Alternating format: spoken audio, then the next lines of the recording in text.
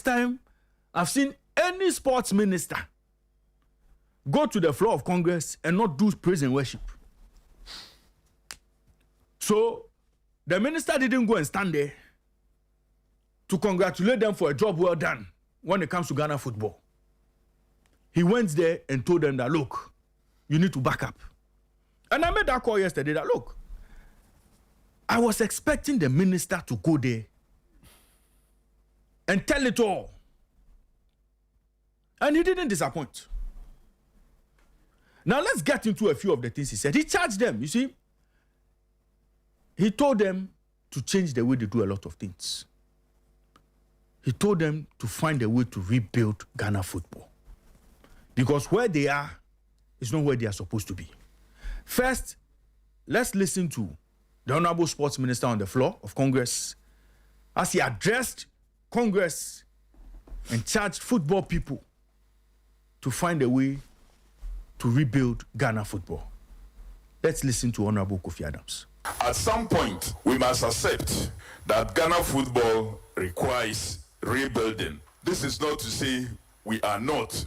We have done so much, and I have on countless occasions engaged with Mr. President on a number of things that we are doing. But we haven't hit there, so we cannot stop because we had the identity, we had the name, and so we must get back there. That fear of Ghana when it comes to football, we must get to that point again. And so we need to continue. We are lifting the water. We haven't placed it on our heads yet, so we can't worry. We haven't concluded. We can't start clapping until we stabilize the water on our head. We do not have the hands to clap. That is the state we find ourselves. We need a deliberate rebuild. And that rebuild must not be left only on the shoulders of the management, but all of us, the units, the departments I've mentioned, including the media. So that was Honorable Kofi Adams there, speaking to football people and telling them, look, Ethan, there must be a deliberate plan to rebuild Ghana football. Mm-hmm. And everybody agrees. Everybody listening to us, every football fan would agree that this minister's call is very important. Ethan, we are doing things. Of course, we are not at toddler stage in terms of our football development. But we've not been able to progress as fast and as far as we would have wanted to. So that when we are talking about Ghana being a football nation, a lot can be said about us in terms of our achievements, in terms of what we've done, in terms of where we have gotten to. By this time, should we be worried that Mediama is going to play TP Mazembe? And there's the fear that Mediama could be kicked out. Should that ideally be the case? No. When Hearts of Folk back in the days was beating Raja Casablanca and the likes. Okay. See how we are falling. So this call is important. This rebuild call is important. Yesterday, the minister again touched on the development of the league and some of the concerns that he had. Let's listen to the minister as he touched on issues concerning the Ghana Premier League. Let's listen to the Honorable Sports Minister. Now, ladies and gentlemen, it brings me to the very uncomfortable question. A new Ghana Premier League season is about to start. Who exactly are we asking Ghanaians to come and watch?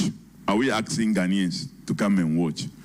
When Club A comes against Club B, when Club C comes against D, when E comes against M, who are we asking Ghanaians to come and watch? Who is the star? Who is the player every child is talking about? Whose jersey do young supporters want to buy? Who is the personality on the billboard? Who? There was a time when Charles Taylor was an attraction. Adelai. Don Bote was an attraction. Ishmelado was an attraction. Stephen Odro was was an attraction. Supporters knew the characters of the league. They were heroes. The rivalries was deep, and the personalities, as I've mentioned, could be identified. Today, there's much media presence than maybe we had. There are many other platforms we could use to do this. But who are they? Where are they? Why are we hiding them? Or we have not been able to produce them. But we still have talented players. I dare say, we have them today. But maybe we are failing to deliberately create stars. And again, that was the voice of the Honorable Minister for Sports and Recreation asking football people who supporters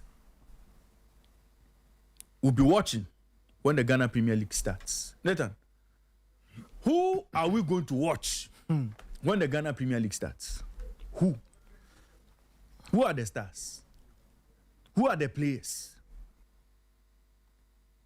Have we created a product that can adequately compete with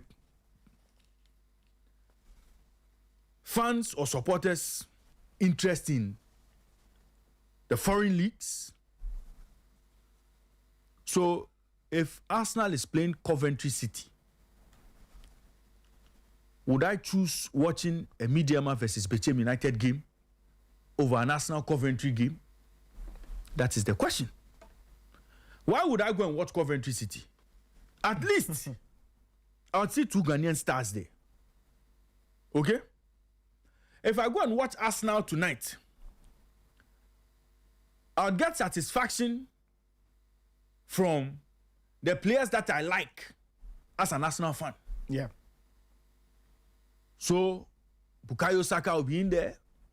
Eze will be somewhere there. Declan Rice will be there and about. Saliba and co. You understand? Raya and co will be in. You see, Nathan. So, these are names that would easily come to a national supporter. Yep. Nathan, how many House of Folk players can you mention today, top of mind, as being Nebosha Kapos starting 11 or best 5? It's difficult. So the minister is asking, who should we go and watch? What kind of product have we created?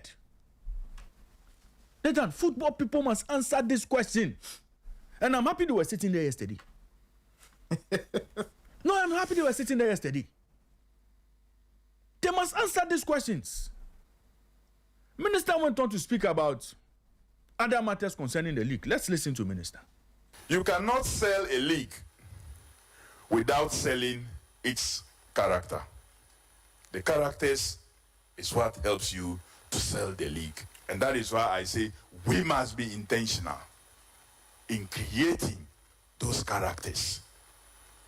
Then we can sell. Then we know that if we are going to start a league, the young people will be looking for some jerseys. I remember I was in Bishop Hema. My club played against another club and we lost. Not a Ghanaian though, not a Ghanaian club. The whole day, students who usually don't joke with dining time, I couldn't eat. That's how I felt. Do you think we can still create that kind? And again, you see, Nathan, how can you sell a league without its characters? No, yes, you see, yesterday, when I was listening to the minister, it was almost as if I was in a lecture hall. Because I was listening to the questions he was asking, and I started asking myself same questions. Nathan, why have we gotten to this level? No, Nathan, why are we at this point? Well, some people argue it's a money thing. Some people say that there's not enough money in the country to keep players, right? Because players are leaving to all kinds of corners because of money. I ran into, a few months ago, I ran into a young man who said he had just come back from Djibouti.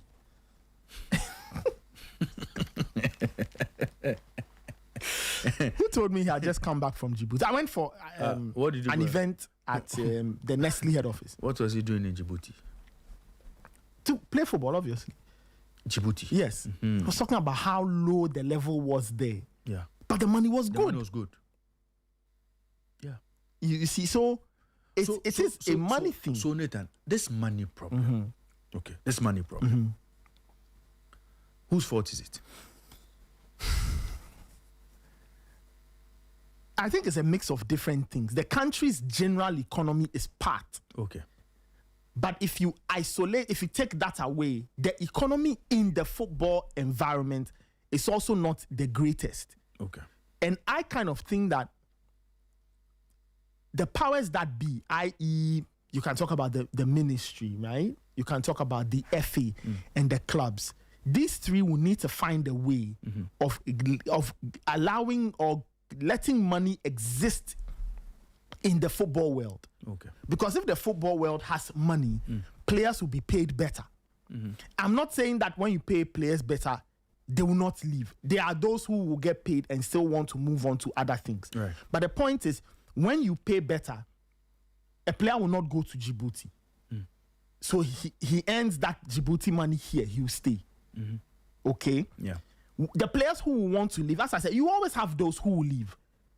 But I think you'd reduce the numbers. The other thing that I don't think we've thought about and its impact, for example, on player exodus is the environment or the player development environment. Do you have enough pitches? Are the facilities good enough? A player may want to stay, but he thinks about his development and will ask himself, if I stay in Ghana, what's the chance that I will make it to the next level? Because nothing here improves my technical ability. Nothing here improves my skills to a point where I am good material for a foreign club. So the training and development part of it too exists. And some players will leave simply because other opportunities exist elsewhere. Not necessarily because there's more money. Money is the bonus. But a player probably wants to develop. So Nathan, let me ask you. A player like Salim Adams, playing for Midiama. Yeah. Midiama is your model club, sort of. Kind of, yes. They seem to be getting a lot of things right. I am sure Midiama, knowing very well the quality of that player, Yeah. would put him on a certain salary band. Yes. Within a certain salary band. Yeah. Okay. Now, if Salim Adams decides to leave the Ghana Premier League and heads towards the Sudanese League, Yes. a Sudanese league that is being played In Rwanda. Yes. It's not even the entire Sudanese league. Some of the top clubs teams Yes. are playing in Rwanda. Yes. I mean, what kind of development would he be looking for in the You Sudanese see, league? in Salim Adams' case, Yes. I think it's more Of the money. And the money, the other dimension I forgot to mention was that the football environment, because clubs also want to exist and survive and have their heads above water, they will also make certain decisions. You know what? Let's sell this guy, because in selling him, we are getting some $500,000, $800,000, 1 million, 1.2, whatever. Sorry. And for a lot of football people, that money does magic. It turns a lot of things around. It ensures that the next band of salaries can be paid for the next year or two. You get what I mean? So I think that the football environment doesn't have money. It's why yesterday when we were talking about that, we made this point that we need to get to a point where there's money in football. 1. 2, we need to ensure that people of high value are in football. I like that point. So that when you have people of high value, they can, by default, take care of some of the basics. Right. Salaries that are flowing, training grounds that make sense, facilities that are good. Okay? So that's how I also look at it. So the money bit is in two parts. Right. The environment where there's a lot of money to pay players so they stay. And there's also money to ensure that clubs are not living hand to mouth. Clubs can actually thrive. Clubs can expand and do big things. It's because a lot of the entities living in the football space, i.e. clubs, exist hand to mouth. Yeah. That's what happens. Yeah. They exist hand to mouth. The club owner is waiting to cash in on some player, $100,000, $200,000, because when he gets it, it ensures that they can buy fuel for a whole season. They can pay salaries for a whole season. They can lease a facility for a whole season. They live from season to season. So we have to ensure that the football environment is lucrative. And even that, there's also another dimension. The people running the league, are they pushing to get sponsors to come in so that there's money to go around? And that, of course, hangs on the look of the league, the feel of the league. What are you giving to sponsors? What are they getting? Because how is it that in other places, their leagues are sponsored by big-time entities? The product is good. Because the product is good. It looks good. It looks viable. So if a betting company, a cable TV company, a beer company, whatever, if they look at a certain league, they say, this league, Charlie, if we throw some $10 million at this league, we can cash out. We'll cash out. Because they'll give us exposure. They are giving us mileage. The branding is on point. People are watching. People are coming to the grounds. So we have to think about the money conversation in football is based on different pillars, and it hangs on different pillars. The league itself being so attractive that investors want to put money into it. Clubs themselves are so viable that investors want to give them money. Clubs are doing the right things to generate their own money. Very important. Very important. So there are 3 layers to it. And somehow, we seem to be struggling on all fronts. Clubs can't generate their own money. They are not sellable enough. And why so? That is the point. So why should that club exist? Very in good. Ghana Premier Very League? good. So now, the people who make the laws also need to start asking themselves, Let's look at the financials. but why are we admitting clubs into a league and they don't have money? They can't pay players. How did Techiman 11 Wonders get to play in the league? They were not paying players. And we all knew that it was a lost cause from the beginning. Players had to take trotro to Look at this. to go and play a match. You see. So there is a general conversation around this country's economic conditions and context. But even deeper into that, we need to think about how are we cultivating a football environment where there's money? Everyday Mortal says that it's our industry. We have to allow money to come. It is true. We need money in football. But how do we do it? How would the money come in? How would the money come in? If what the money has to come and support is not attractive. You see. Later, the minister spoke about foreign-based talent and how we seem to have traded off our local stars for foreign-based players. And we seem to now have a lot of interest in foreign-based players. And we've closed our eyes, or we've turned our heads in a different direction when it comes to our home-based players. Let's listen to Honorable Minister. The strength of our domestic football system will ultimately reflect in the strength of our national teams. Yes, we should celebrate every Ghanaian excelling abroad, but we must never allow foreign-based talent to become an excuse for a weak domestic ecosystem. A strong league must produce players, coaches, referees, administrators, football intelligence, commercial value, and excitement. Nathan, again, very strong points there. So today, we say our local players are not good enough. Our home-based stars are not good enough to stay with the Black Stars, right? We've seen a couple of players come and go in recent times. Kelvin Nkrumah, I think there was another one, Prince Owusu, all of these boys. They had stints with the Black Stars. Even Salim Adams, Former Nations defender. Razak Simpson. All of these guys had stints with the team, but they could not nail a spot in the team. You get it? So Nathan, now we feel that the home-based stars are not good enough. But if we have a strong league, Nathan, quality players, I think that the narrative will change. Once upon a time, we had Black Stars players, we had home-based stars, who nobody expected to be Black Stars players who could even play at the World Cup. Yep. And sports to start World Cup games. True or false? Nathan, where did all of that go? What happened to all of that? So we have to go back to the drawing board and look at what we did right then. And make sure we correct things. Minister also spoke about transition. And transition has been one of the issues, Nathan, all of us have spoken about. We cannot see any clear path for our players.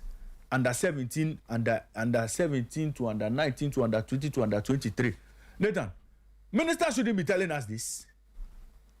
Football people should know. But I had to take minister yesterday to remind them again. Oh no, Nathan. No, Immortal is there. How many times have you said this? Transition. But yesterday, football people, after all these years of running football, they had to wait for sports minister to come and remind them of this. Produce generations. Players progressed from Colts to the Starlets, to the Satellites, to the Olympic team, and eventually the Black Stars. Same would apply to the female systems also. We could identify generations and follow their development. Today, where is that conveyor belt? Let's ask ourselves, do we still have that you can see? So you go to Tema, Colts, or Dansoma, Agege, Mamprobi, and then you see and you can trace all the way, and ultimately you see the person landing into the senior team. Can we do that again? Yes, we can do it. Those of us in here will be the ones that can help us do that. Nathan, you see? So he had to take the minister again to remind football people yesterday that they've left all these things behind. If today minister is asking football people where the conveyor belt is, it's a serious matter. If Ogum has an under 17 team, and in the next 2 or 3 years, the next under 20 team doesn't have players from that under 17 team, but the next coach or the new under 20 coach would have to bring or make wholesale changes. Ethan, where is the conveyor belt? You can say same for some of the European clubs. Eventual champions of the world, Spain. Nathan, you can see transition, proper transition for some of their players.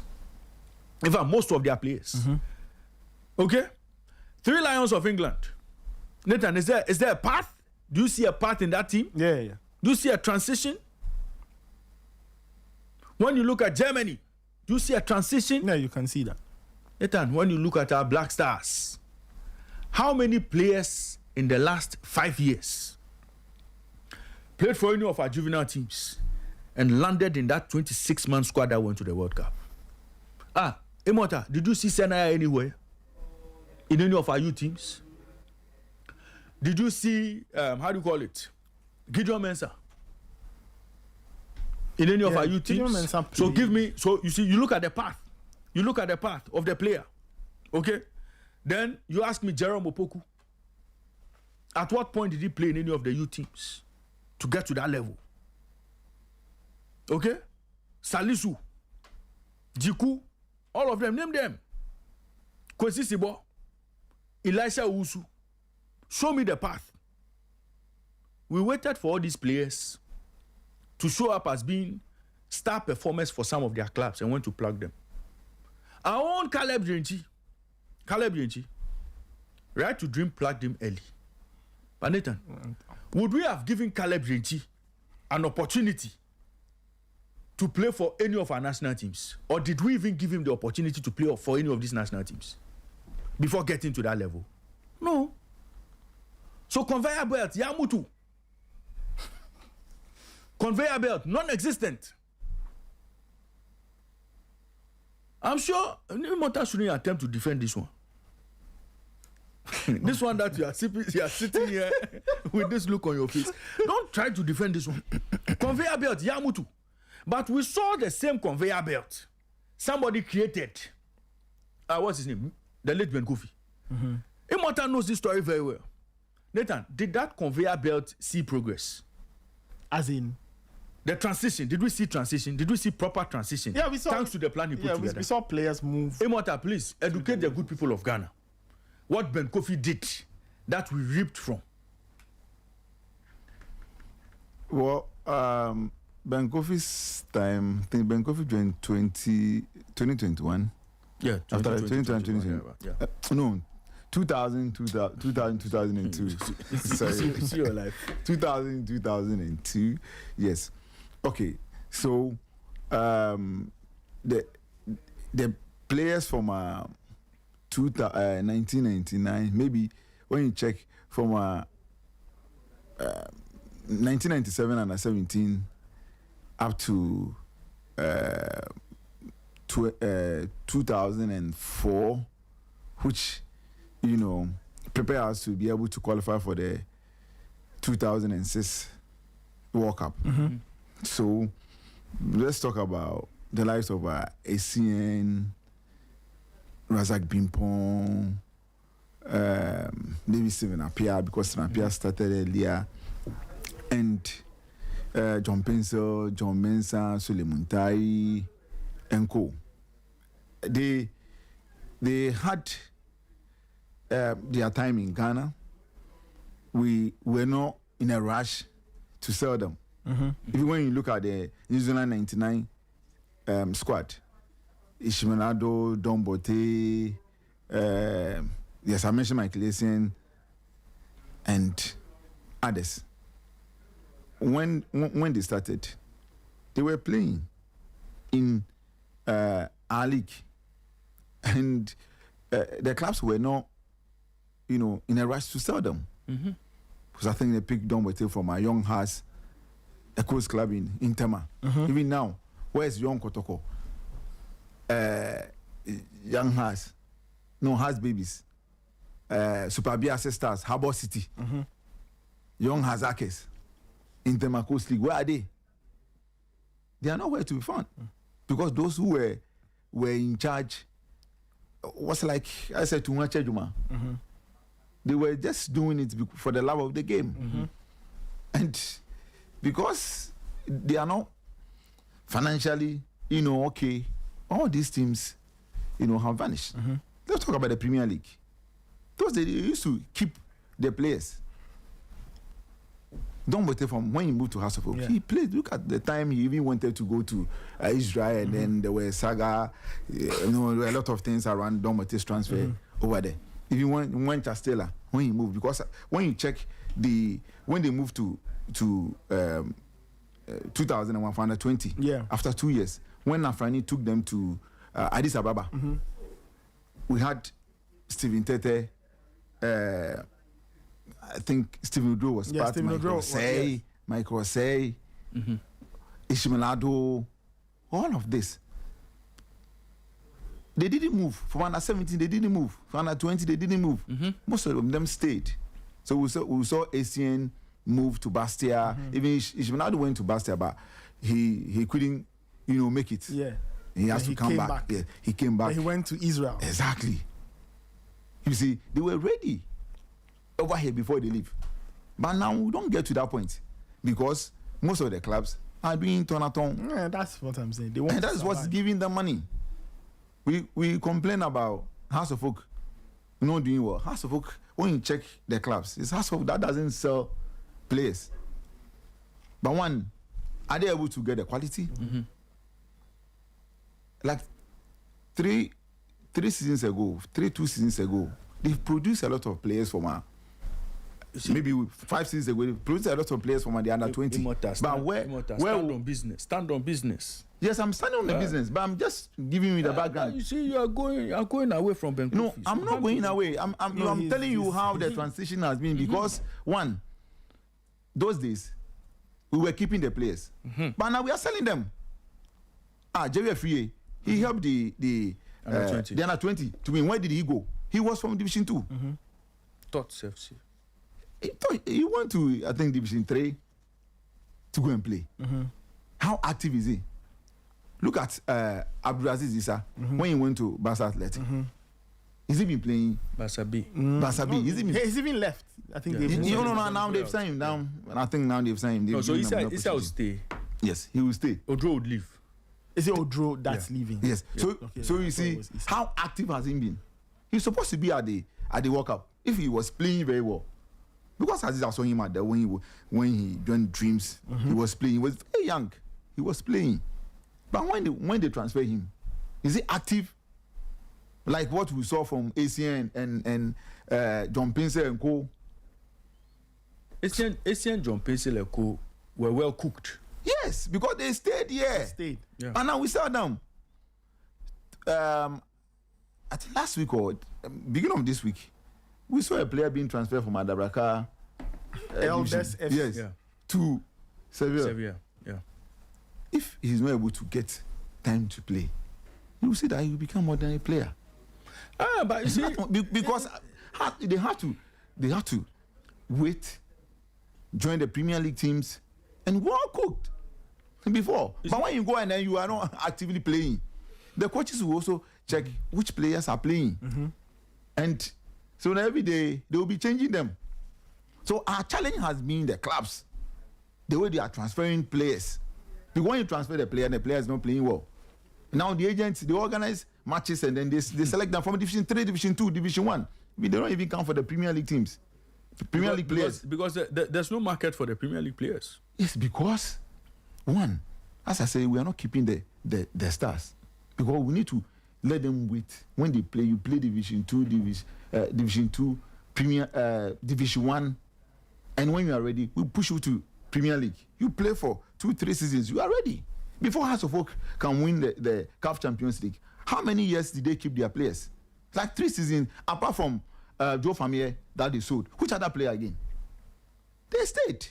Even when they win the Champions League and they won Confederations again, the likes of Amankwa Mriku, Dankwe, they didn't leave. They had to wait. How long did Nana Hindua played for Kotoko? Michael Osei and co. Stephen Udro, when he left the RTU, when he was going to Archgold and Kotoko didn't allow him to go. How long did he stay? You see, the players were there. Even the Argentina 2001, when we took the under-20 team over there, look at the players Afrani didn't go with. Steven Tete didn't go. Ishimonadu didn't go. Michael Osei didn't go. Stephen Udro didn't go. Chastela didn't go. So I was even saying that if all these players had joined, we could have beaten Saviolas Argentina and win the cup. No, because we left our best player. Because he said Steven Tete and co were being invited by Black Stars. Yes. Because after after our game against Liberia, when we lost 3-1 at Accra Sports Stadium, and then our chances of qualifying for Korea Japan 2002, they said they were not going to call those buggers. Because they disappointed us. So the issue has been that we are not able to keep our stars here, or the potential ones. We are not able to keep them here. We transfer them. So when we transfer them, they're also not ready for the market. You see, so when they go, many of them are not able to survive. Nathan, that argument is there. That argument is there. But why are we not able to keep them? So one, it's all money. One, our economic situation doesn't permit us. Two, those who are managing our teams, okay, they are not looking. They are doing business. Okay.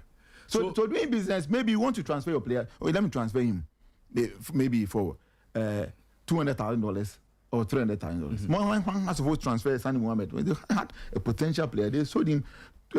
Is it 200,000 euros? Where is the player? He was doing well. But where is he? Immortal, Nathan, hold that thought for me. You see, this argument of we sell them early, we let them go. Today's transfer market is very interested in young players. 16, 17, 18. A lot of those players will move. Yes. A typical 18-year-old player, typical, 18 years, MRI 18, cannot survive in the Ghana Premier League. Why can't he survive in the Ghana? Because he will not be built enough, he will not be ready enough to play in the Ghana Premier League and excel. He'll be playing typical 18-year-old football. Now that club, North Island or Copenhagen or Midtjylland, will pick that boy at 18, not give him pressure. Gradually get that boy integrated into the Midtjylland or the Copenhagen system. Just like Caleb Rinchi. And then, by the time it's 2021, he's properly ready to play the kind of football that 24, 26-year-old Ghana Premier League player is playing. By then, Copenhagen will not be interested in that Ghana Premier League boy who's 24, 25, 26 because they've already prepared Caleb Rinchi. So, even the football economy, in terms of the clubs that are recruiting, even their taste for players these days, it's not even the older ones. So, really, if you have an 18-year-old boy playing in the Ghana Premier League, doing well, he can't stay. If it's that good and it's really 18, he can't stay. He'll go. But you see, when we ran the model, Ben Kofi's 5-year development plan, when we got to 2009, that was the under-20 championship, right? By the time we got there, a lot of the players, having tasted under-17 football, even made moves away, made moves out of the country. Or some of them had their agents selling them to clubs abroad. By the time we called up Jonathan Mensah to come and play in that tournament, he was playing for Free State in South Africa. He was in South Africa. You see? He was sold early. By the time we brought David Addy. David Addy was playing for Randers. Yeah. By the time Daniel Opari returned to play that under-20, he was at Real. Yeah. By the time Rami Morgan Dede Ayew, Captain Fantastic, Mopao. I'm for P. Hey, my friend. but you have to behave yourself. By the time Dede joined the team, he was playing for Marseille. Yeah. At that time, he was on loan at Avignon. He got his fundamentals perfect. By the time Abeku Kwanzaa returned to play under 20, he was playing for Nice. Rabi Mohammed, he was playing for Jerez. Okay. Adia was playing for Fredrikstad. True. So, again, you can sell them early. You can sell them early. But if they are good, if the talent is there, if they are good enough, they'll find their way back. And that's how come all of these players gradually found their way into the under-20. And after that, went back to their clubs and some made moves out. And we saw most of them transition into the Black Stars. Jonathan Mensah came, Ayew came, Opari came, Adi had the spell, Inkum, even Samuel Inkum. By the time he was playing that under-20, he was playing for Kotoko. True. Bright Adai, who missed the penalty. I was one of them. He was playing for Wild Stars. Remember that Peru 2005? Yeah. When Jerry Akamin Kong, I think Kennedy Colley and Co. When they didn't make it, Inkum was passed. Inkum was dropped. Yes. Exactly. So what I'm saying is that when they leave, they don't get they don't get the kind of performance we want from them, and therefore every coach will want to work with those who are doing well. So I give you an example. Abdulaziz Issa, when he went to Barca, he wasn't playing. He wasn't getting playing time. He would have been part of our World Cup, but he wasn't playing. JFA, he should be part of our World Cup. So the transition we are talking about, but he's not playing. Like he's not in top form. So the other part of the transition is that some players lose form. Some players, something happens to them. Decisions. Some of them make bad decisions. Right. I mean, because JFA should be at Hasselhoff or Kotoko and maybe Mediama to be ready, to be mature, because we are playing at Division 2. Division 2. What at all have you been seeing? What kind of exposure do we have? You have to pass through. Let's finish with the minister. He said football people must change their ways. Must change their ways. Football people must change their ways. Let's listen to Minister.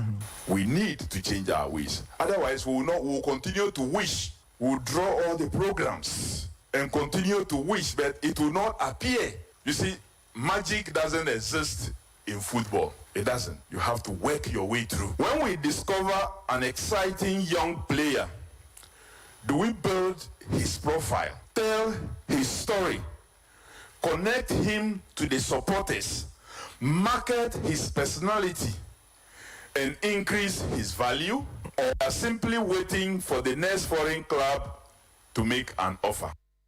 Nathan, the question is there. Are we waiting for the next foreign club to make an offer? Yes. that is the first thing. Because now the club owners, they need money. They are running, Ray, is that not what I they are said? running business. I've told you. Football. So they are club- waiting. They are being torn on almost apart from maybe Hassan Kotoko. Maybe Kotoko has signed the players. Only I've Hassan told you that. because we can count Hassan from even 2012 up to now. Take Mahatma too. Take room for Kobina. Oh, but they recently sold Mauli Wayo. Oh, is it take Mahatma too? Take room for Kobina. For Kobina went to Albania. Yes. Who again? Then Sani Mohammed, we mentioned Efi Ebania. Yeah. And now Mauli Wayo. Recently, before Wayo, they sold Salim.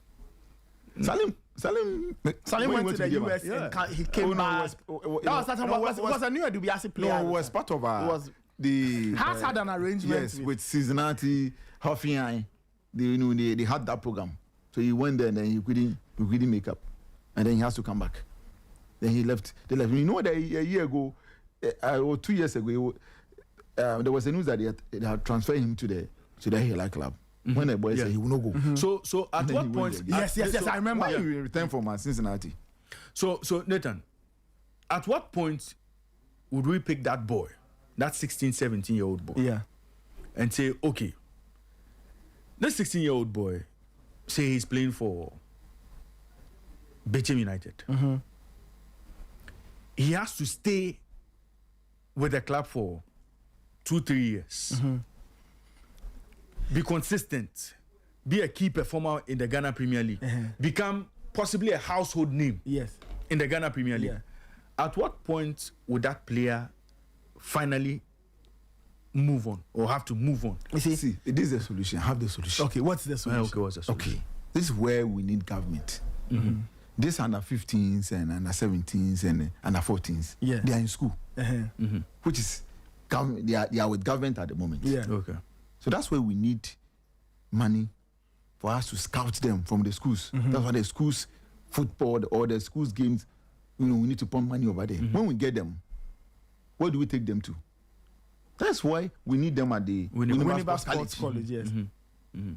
Then feeding, proper medication. Have to take good care of them. No competition? No, they will play. Okay. Because they will play the juvenile league. Okay. If you remember, Abe Kukwansa and Samanunkum, they were playing for winning professionals. They're from the academy. Yeah. Even I mentioned Thomas Abe, Mike Anaba. Former Hearts player. Yeah. I gave you about 7 or 5 of the players went through. So They were playing for them. let's So con- pick let's the continue the model. good ones. Don't wait for Right to Dream to go to school sports and go and pick them. Before Right to Dream will get there. Because your PE masters, they are for government. They know the players. They sit in the class with them. They know those who are good.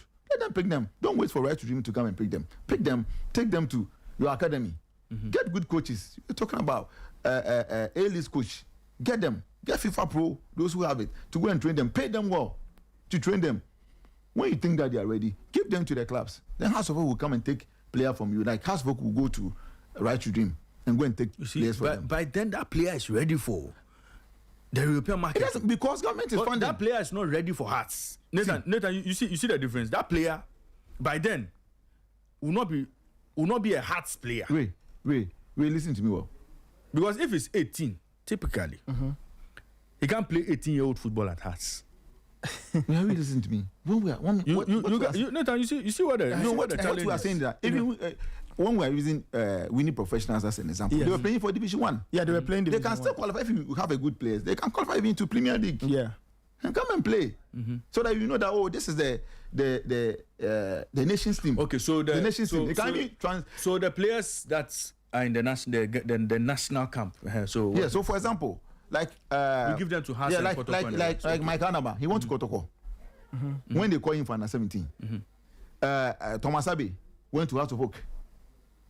Okay, so So we Nathan, can do the same I want thing. to understand So the that model. when House of Oak want to transfer him, he will come and see. He will go to Universal Sports College and go and see them. That At your what play- age will House of Oak be transferring that player? we want them to play because we want the Because conveyor belt. the demand for that player at that age is not there. Yeah, so he'll be playing. Unless there's market in Albania, Peru, Fiji, Santorini. Nobody Ray. is going to Fiji. Ray. San Marino. Fiji, they don't even play football. This is I'm Santorini. sure they don't play Ray. football in Fiji. Ray. Santorini. Santorini FC. When ACN joined the Academicals and then Liberty picked him. Yes. He was on that team with George Yamwa. Yes. I watch him at Deu. And then they transfer him to Bastia Yes. when he was under 20. When he was under 20. Yeah, when he was ready. Because he was playing for Premier League. Yeah, when he was under 20. Yeah, and then he was ready to play for.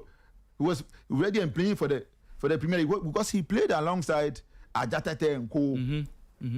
As I said, I saw him at the playing. So if you have these players with the Winnipeg Sports College, because every year you get them.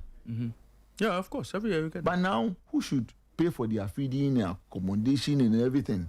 That's why I'm saying that the FA doesn't have enough money to be doing all this. That's why government has to come in. So now government will now be transferring the players. No, you're not transferring the players. Or they'll give the academy to the FA. But Winnipeg Sports, Winnipeg Sports College, Winnipeg Sports College, they have director there. Yeah, Forest is there. So they will now be controlling. Yeah, they will be controlling because they. I remember we went there to interview them. They complain about not getting anything from Abeku Kwanzaa and Samolin Kum and other players because they need to get their money. They didn't get it.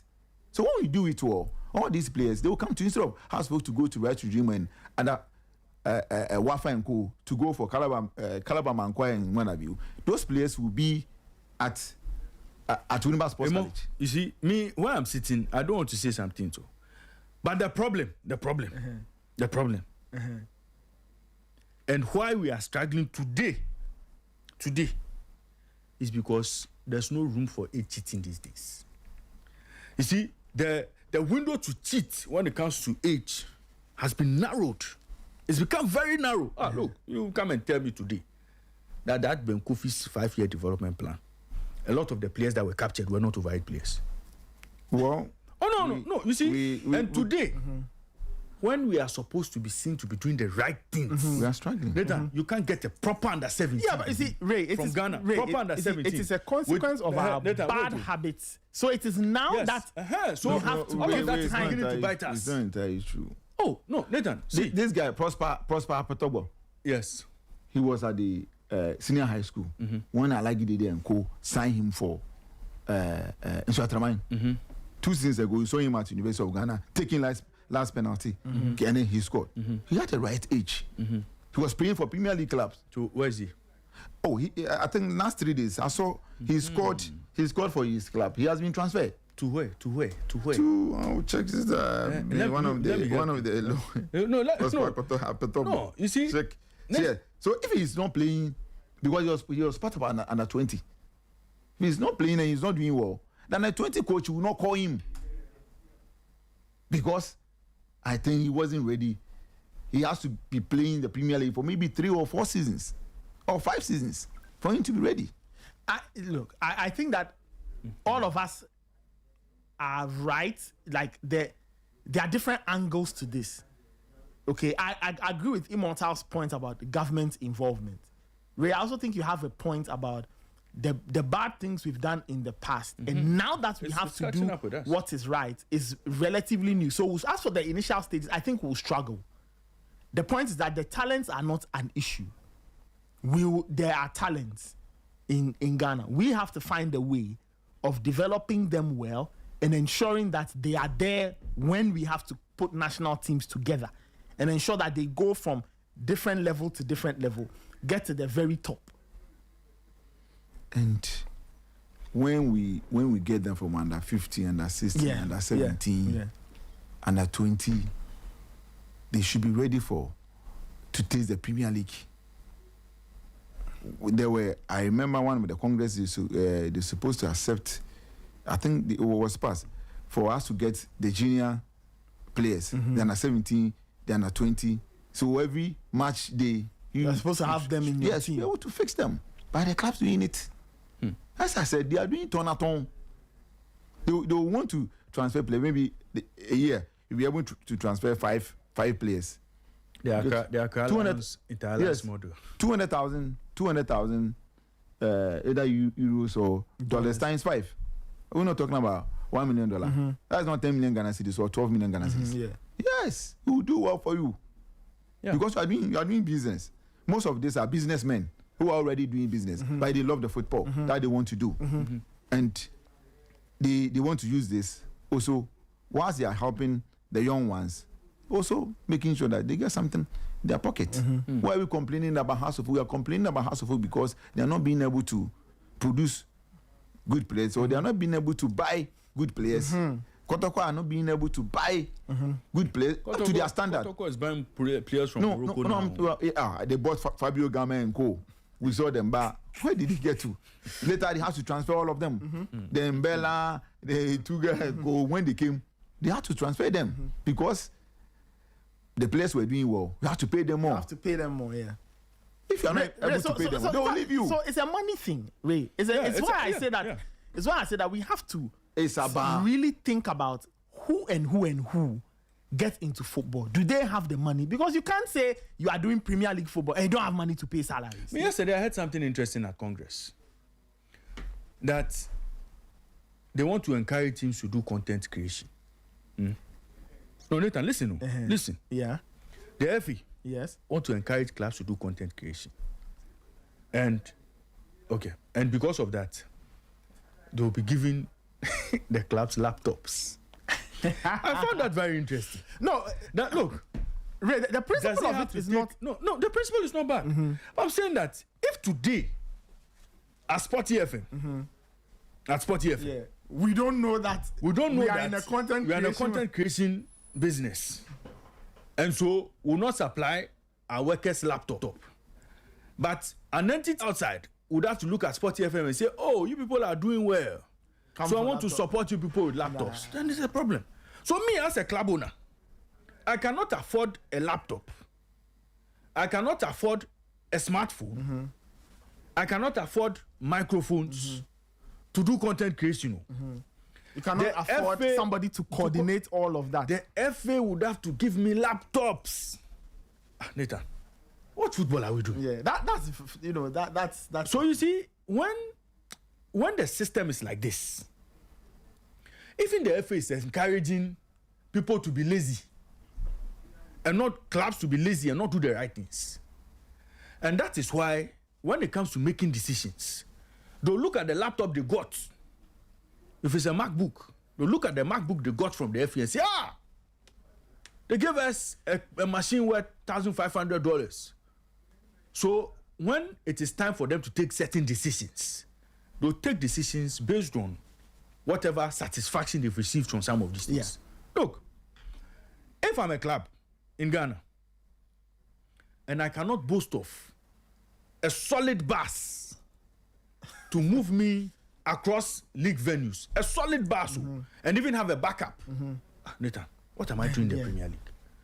So that I'll not be excited that the FA is presenting me with a bus for winning the league or for winning competition A or B. Okay? I should be able to afford a quality bus that should last me all year round to go from place to place. But now see, when you win the Division 1, the prize money for you is X amount of money. In addition, they are giving you a bus. So you can't buy a good bus for your team. You now have to win a league or push to win a league to be given a gift of a bus. And by this time, if you are a club and you need a gift of a bus to be able to move around, you're not serious. What are you doing in the football business? What are you doing in the football space? And that is, you see, and when it happens like this, the powers that be like the clubs to be in these positions, so that they've given you a bus. Next year when we are going to vote, of course you vote for. Chairman, you vote for the establishment. This is the football picture. This is the football structure we are running here. So every time we'll be starting money. But some people are happy there's no money in the system because they'll benefit from the short end of the stick they hand you. Michael Asaibo is on the line. Let me introduce Michael. Michael, good morning to you and welcome. Michael, today I'll take him to Europe. Today I want Michael to stay with me in Europe. I will not take him to Pram Pram. Later, let me finish up with Pram Pram. Minister spoke about $1 million, 1 million cedis. And the clubs. Last year, they received 1 million cedis. In fact, me, Nathan, I don't know if you've seen any change. I don't know if you've seen anything that 1 million has changed. But, Minister, is a very important question. Let's listen to Minister before we hear from the GFA president, who believes that football is doing well.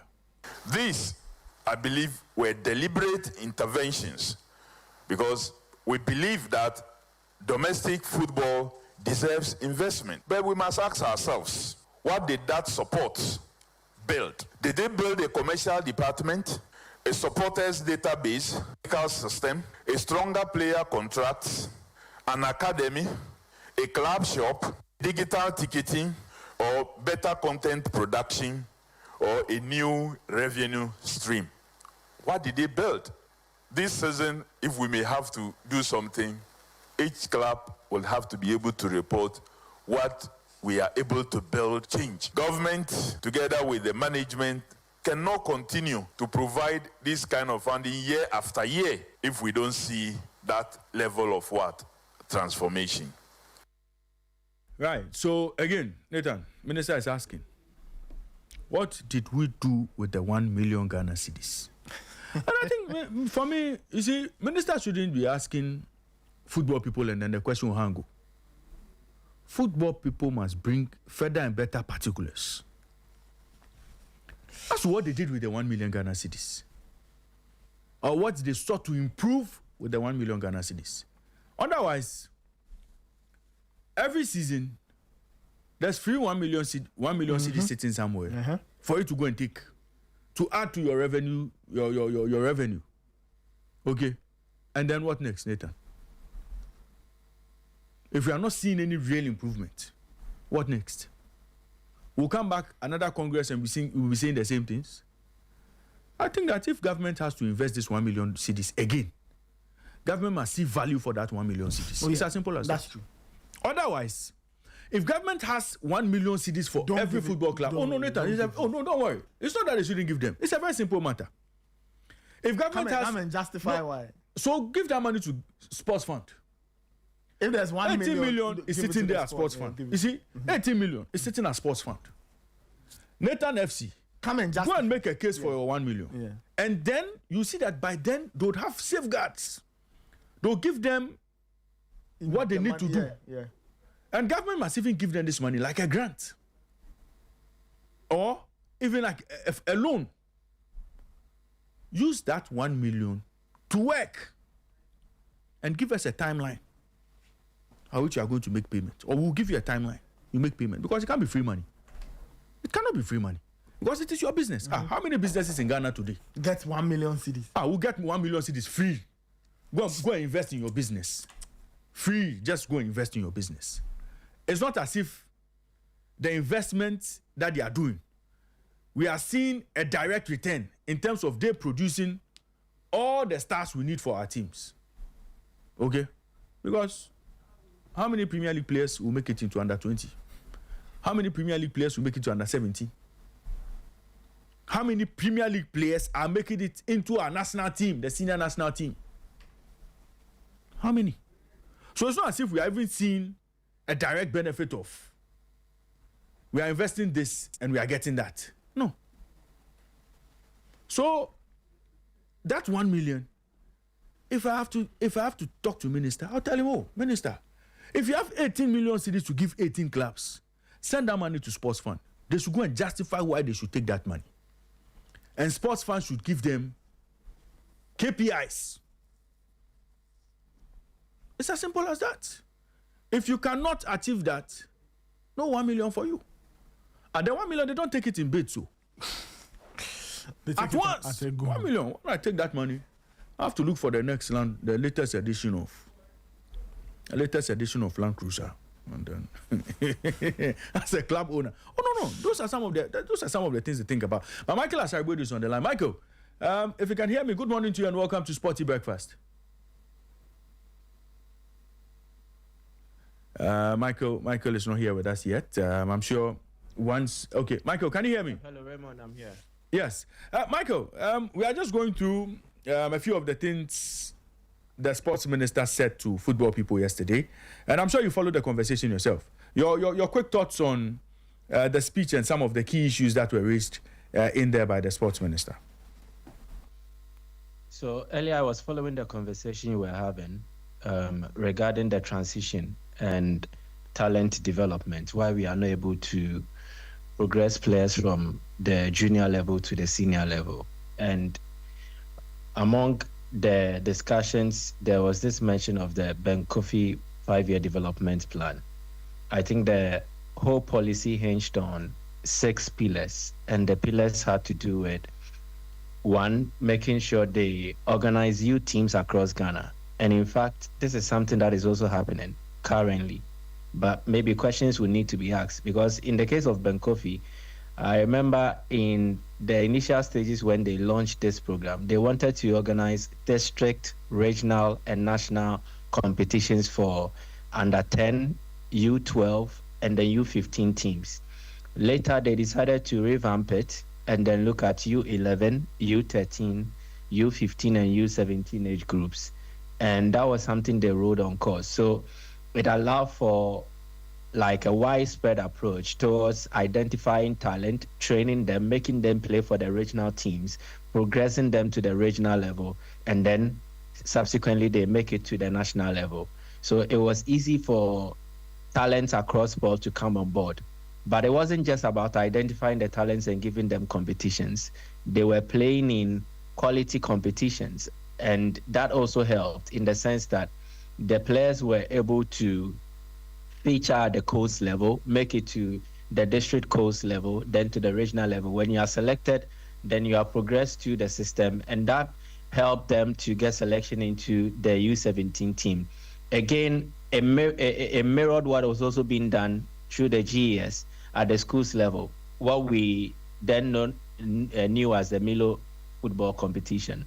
And it is some of these same competitions that allow players like Francis Akwafo, Michael Osayemba, all to enter into various age national teams. Even Michael Essien and the others, they all pass through using the educational pathway and then also using the coast pathway. So it was a two-pronged approach. Now there is a clear separation.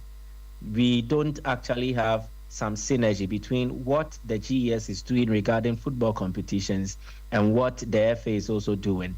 They seem to be doing things differently, and I think it is one area that we need to look at. Again, they were also looking at schools of excellence, and the FA currently is also running such a similar model.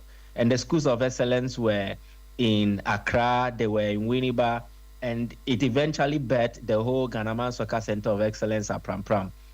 Ghanaman Soccer Center of Excellence was Ben Kofi's brainchild, although it came to fruition during the time of Mr. Kwesi Nyantakyi. But he ran schools of excellence across some selected regions. And so if you were selected somewhere, let's say in the Bono or Ahafo region, as it was known back then, the closest area would likely be Kumasi. So they set up a school of excellence in Kumasi where you can quickly come and then you'll be trained, you'll be assessed as well by a well-trained coach who understands player development. You are monitored. And then along the line, as you play for your coast club and you also play for the regional team, they assess how good you are, and then you are progressing to the national team. We have such a similar model because the GFA are set up at Winkongo. There is also the Pram Pram Ghanaman Soccer Center of Excellence. What I think is lacking is the kind of understanding and also a mutual pathway. So we know that Winkongo is directly connected to Pram Pram. Pram Pram is directly connected to Winneba. We don't have that yet. And again, those who will train these players, under Ben Kofi, the whole idea was you train the coaches who will train the children. So coaches were given a certain phase upgrade in terms of how good they were. And that was through the Winneba Sports College, where you could go there, not just train as a PE tutor, but you are trained as a football coach. And then one of the beneficiaries of this initiative is Masoud Didi Dramani. And you can tell from the depth of football knowledge that he has. And it is a reason anytime he's attached to a club whose major orientation or whose major profile is about development of talent, he excels.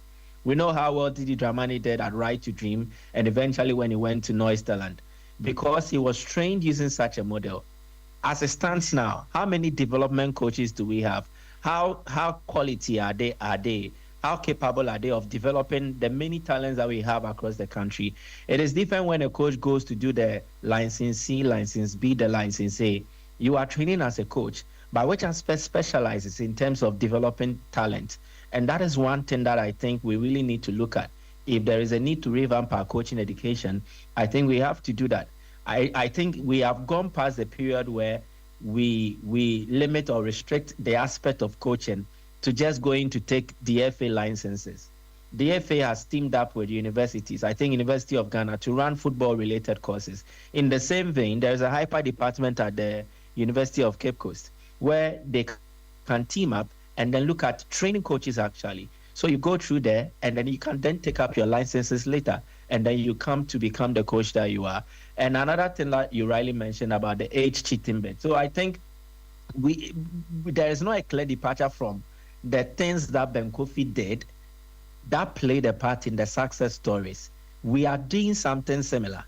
The only thing has to do with looking at the new way of doing things. And also another major issue is the retention. During that time, transfer of players left here at a stage where we can say they had developed to a certain extent. But as it stands now, players even from Division 2, Division 1, they are leaving the country even before they play 2 years of football in Ghana. Talk of the pro level or the semi-pro level. Right at the amateur stage, they are being exported outside because agents want money. The players themselves see football as an activity that could bring an economic change for themselves and then their families. So players are not willing to stay here. Previously, players will go through the mail. So from their coach team, they will have at the back of their minds that they need to pass through the Ghana Premier League. And it became common practice that they wanted to play for some of these big teams. The House of Folks, the Asante Kodokos, they will have their fair share.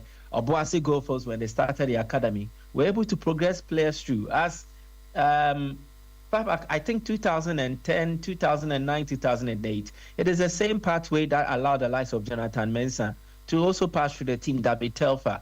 And I can go on and mention names, even including Wakas Mubarak. But as it stands now, even if the player is at the academy level, they are looking for markets in Europe for him. You were mentioning Foster Petobo. He's gone to the Scandinavian region.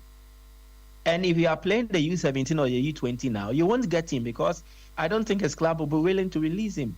It is not a FIFA mandatory period where clubs are mandated to allow players join the U17 teams, the U20 teams. So that is also a major challenge we face. Players leave very early, so we are not able to track them. We are not able to keep them. And if you can't track and keep them, how do you monitor their progress? And I think that is an issue.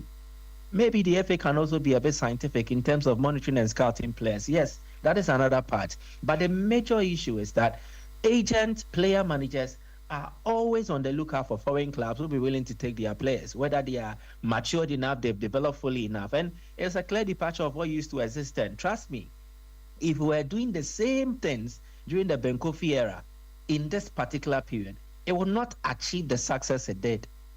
Why? Because we can't even keep the players for long. They will be leaving. Fuzi Taylor was playing for Mediama, won the league, a talented boy, joined them from Accra Lions. In less than 3 seasons, he's left. He's not even up to 20 years yet. So how do you track him? You mentioned Abdulaziz Issa, a brilliant young talent, emerged on the scene. Along the line, they had to secure a loan for him to join Barca Athletic and look at the way forward. So these are the challenges we face, and we need to be very clear. If there must be a way of retaining talent, it would need huge financial backing from the state. It would need huge revamping in terms of facilities. How can you keep players when you don't have standard facilities? Somoa was with Asante Kodoko. People were really lambasting him. They thought he hadn't developed fully. He went to Celta Vigo, and they have groomed him through their youth team. And they can confidently say that in the next year or two, he will be able to slot into the Celta Vigo team fully, or they can even sell him and make money. What if we have such systems in place? It would help us so that talent can be monitored, they can be tracked, and then the progression and line can improve. If we have the right coaches who understand their job, it is not just an experienced coach who feels, okay, I am at the U20, but there is no clear link in terms of player development and where he expects players to get to.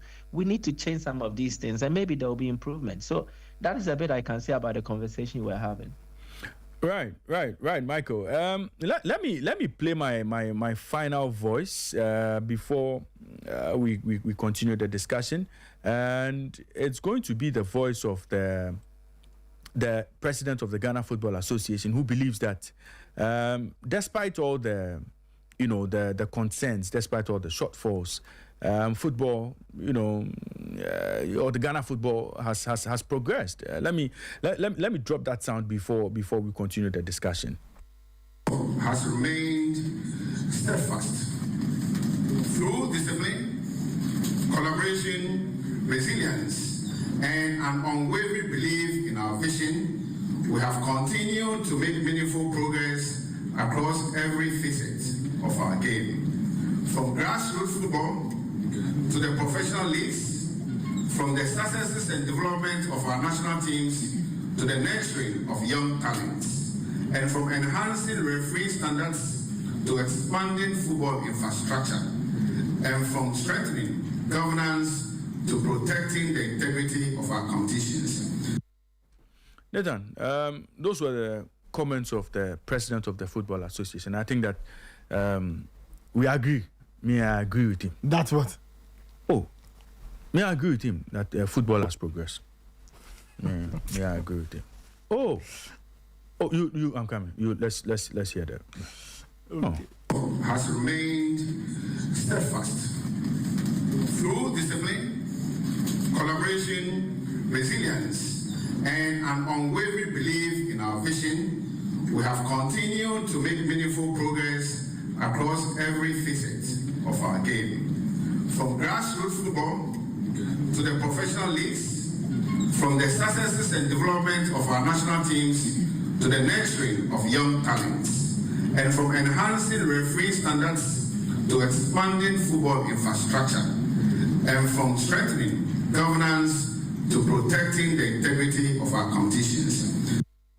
Yeah, so again, that was the voice of the president of the Ghana Football Association, Ket Edwin Simeon Okweku. And I think that, Imota, all of us around the table would agree, including Michael. Michael, that if football you're here, has progressed. Michael, please, I don't know, but I mean, all of us would agree that largely, from grassroots to professional level to national team to football has progressed. Oh, okay, Michael, you had the thoughts of the president of the FA. I'm sure all of us agree that with resilience and discipline, football has progressed. Right or wrong?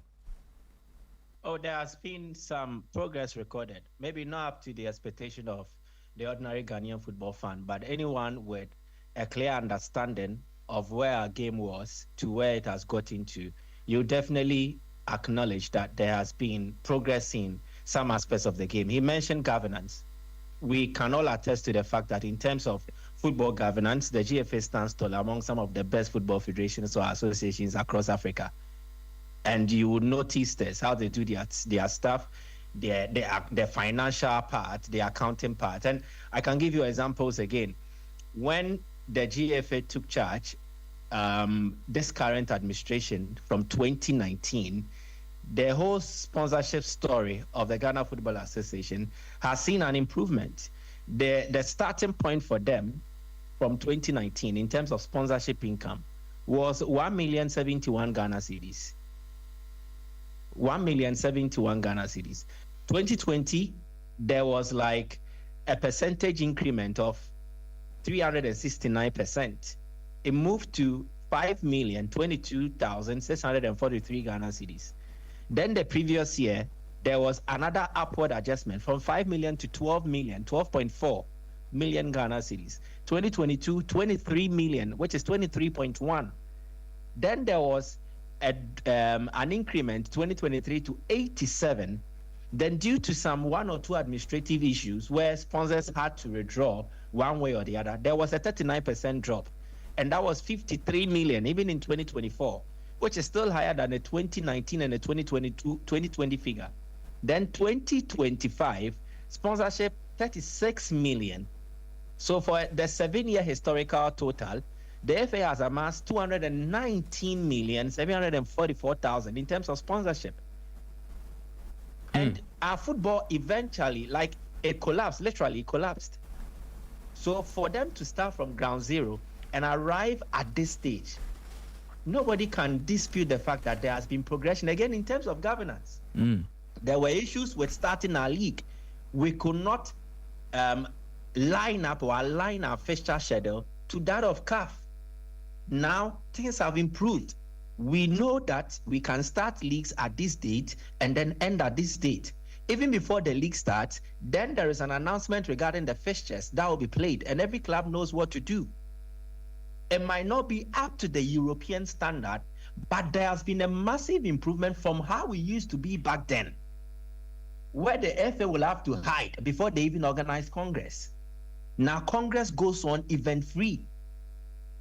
So for football people, those who are actively involved in the day-to-day running of the game and how they know how their processes have been in times past and how it is now, they will acknowledge that yes, there have been improvements in how the game is being administered here. That will be for the governance part. I will add others, maybe, but because we don't have time. Then you move to competitions. Along the line, when the FA took over, like I said, almost everything had collapsed. Even the Premier League was not being played. So how much less the Coast League, and those at the juvenile level. So they needed to start building again. And maybe the approach was top to bottom. So address what is at the top, the hierarchy, in terms of the elite divisions, improve it. Along the line, we have seen some improvement in the Ghana Premier League. Again, it might not be up to the standard of Morocco, but Morocco has not suffered the hiccups that Ghana football has faced. So now we play the Premier League, we have the Division 1 League, and then they are having sponsors. You might not appreciate it to that level. But if you can't get a title sponsor, then get other sponsors who will help and improve how you run your stuff. Premier League clubs, even before the start of the season, are being given 1 million Ghana cedis to run with. It might not be enough, but again, it justifies why it is a financial cushioning. Again, the FA provides logistical support to an extent to clubs who participate in their competitions. Along the line, they have also brought on board several youth competitions to also bring that competition that was lacking at that level. Now there is a U19 National Championship, which MTN proudly sponsors. They are going to roll on a pilot project and play the UMB U19 League, which they will run the pilot project in a Greater Accra. If it is successful and the model can be transferred to the other regions, then it will also take off. So I don't think we can solve every Ghana football problem instantly. But on the evidence of what the president spoke about, yes, there have been improvements. Another will make the case of, then what is the performance of the national teams? Even in this period that has not been so much blessed, because the seeds we sowed have not germinated into the fruits that we were supposed to get. Along the line, players faded off. But that truncation, in terms of what we suffered as regards our football, talent development, player progression, for one solid year, we could not allow or ensure that. It brought a certain division or a certain truncation to how talent development was. They have to start anew. And I don't think you can plant the seeds and reap the benefits in less than 8 years or in less than 9 years or in less than 10 years. So I think, yes, things have not been as we expect. But to an extent, there have been improvement, there has been progress, but much still needs to be done. And that is from the FA challenging the clubs to take things up. It is from the state getting serious and investing into sports development and not sports events. Because for football to become as we want, almost every stakeholder must play a part. Right. Yes, the minister was talking about building 10 new sports stadia. It is refreshing because you need to have facilities across board. But then again, we cannot build new stadia when we have not changed our attitudes towards stadium maintenance. And where does this come from? It comes from the state. This new stadia they are going to build, which grass technology are they going to use? What kind of research has the state commissioned into looking at the grass technology used in Ghana? and whether it is suitable to the current demands of the game or otherwise. Yesterday, there was this Norwegian club, is it Tromsø? And they played against one of Brighton. these teams. I think They played Brighton, yeah. Yes. If I went to just check, you see, Norway are known for artificial turfs, but they went to import one grass technology from Canada, and it is more of hybrid. So in as much as it's artificial, it makes you feel like you are playing on grass. This is where countries are advancing to. They knew their weather conditions would not really allow for them to have enough or more grass patches. They have invested into a different grass technology, imported expertise from outside, and they have improved on it. Look at the kind of artificial turfs they have in the country. And whose responsibility is that? So I think all stakeholders must play their role, and eventually we see the kind of progress that we expect. Right, Michael. Yeah. Michael, you said something about new stadia. Nathan is here with me. Nathan, yesterday did the minister talk about new stadia? Yeah. He said President Mahama, has plans of constructing. Is it 10 new? The minister said that yesterday? Yeah, he said that in his speech. Oh, really? Yeah. Oh, okay. So you didn't catch that part. No, so I'm told I didn't catch that part. I'm told the voice is here. Yes. I'm told the voice is here. So let's listen to Minister. Nathan, you said he spoke 10 new states? Yes. 10? Yes, he said 10. Oh, okay. Let's. Yes, I know I heard 10. Okay. But anyway, for the avoidance of doubt, they say Kakum. Uh-huh. Let's hear the minister. Let me announce that His Excellency the President, during his campaign, promised to build 6 mini stadia for the 6 new regions. I dare tell you that His Excellency has since reviewed that decision, and he is no more going to build the 6 mini stadiums. He is going to build 10.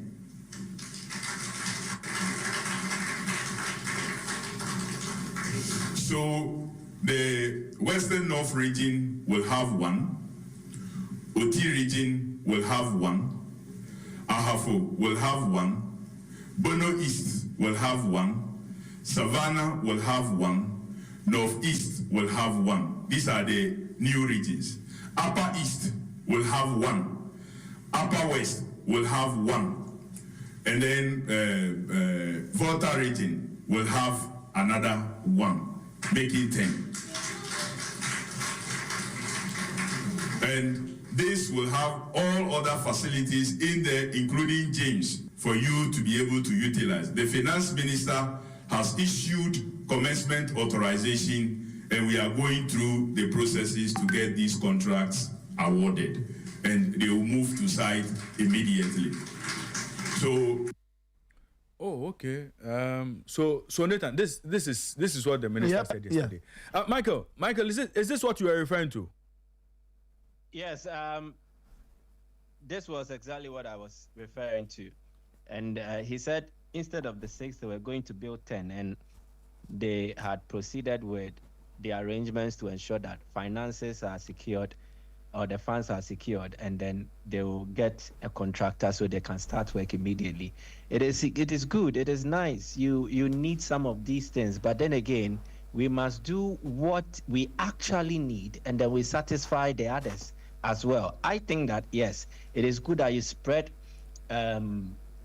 football facility or football infrastructure across the nation. It is okay. I have no problems with that. But you can't continue to build new stadia when you have not equipped the entity or the organization responsible for managing these facilities. You've not equipped them well enough. You don't resource them with enough funds. You don't resource them with enough technical support. They don't have the logistics to carry out the work they are supposed to do. So I think we cannot do one and ignore the other. If we must do it, we must do it comprehensively. It must capture almost everything. And we are not getting that. And that is the problem. The last time I reviewed the whole Moroccan approach with Nathan, even in looking for contractors to work on national stadia, there is, to an extent, a consideration for what we actually need. And there is an expert body they have to consult. Along the line, we'll just bring people on board, and then they'll come and do something entirely different to what we need. And it becomes a problem. The whole issue with AC Pond was that when the stadium was constructed, the location is an issue because the breeze from the wind due to the sea, it carries with itself some acidic component, which was corroding the metallic frame. And so they had to pull everything off and build again. But these are things you cater for when there is a broader consultation and you know the way forward. Even citing the facilities is an issue. The former sports minister, Isaac Esiama, set up a youth resource center in Nehini. It has now become a white elephant. Nobody is using it. But if it was developed fully and then it was at a strategic location, then it can serve the needs of not just the locals, but for anybody who is closer to that area. And these are the issues we need to cater for. You go, the Doma Sports Resource Center is there, it's not being used. It is wasting away. Why can't the government commission an inquiry into the state of these facilities and then pump in little resources to improve them, even before you start building different stuff?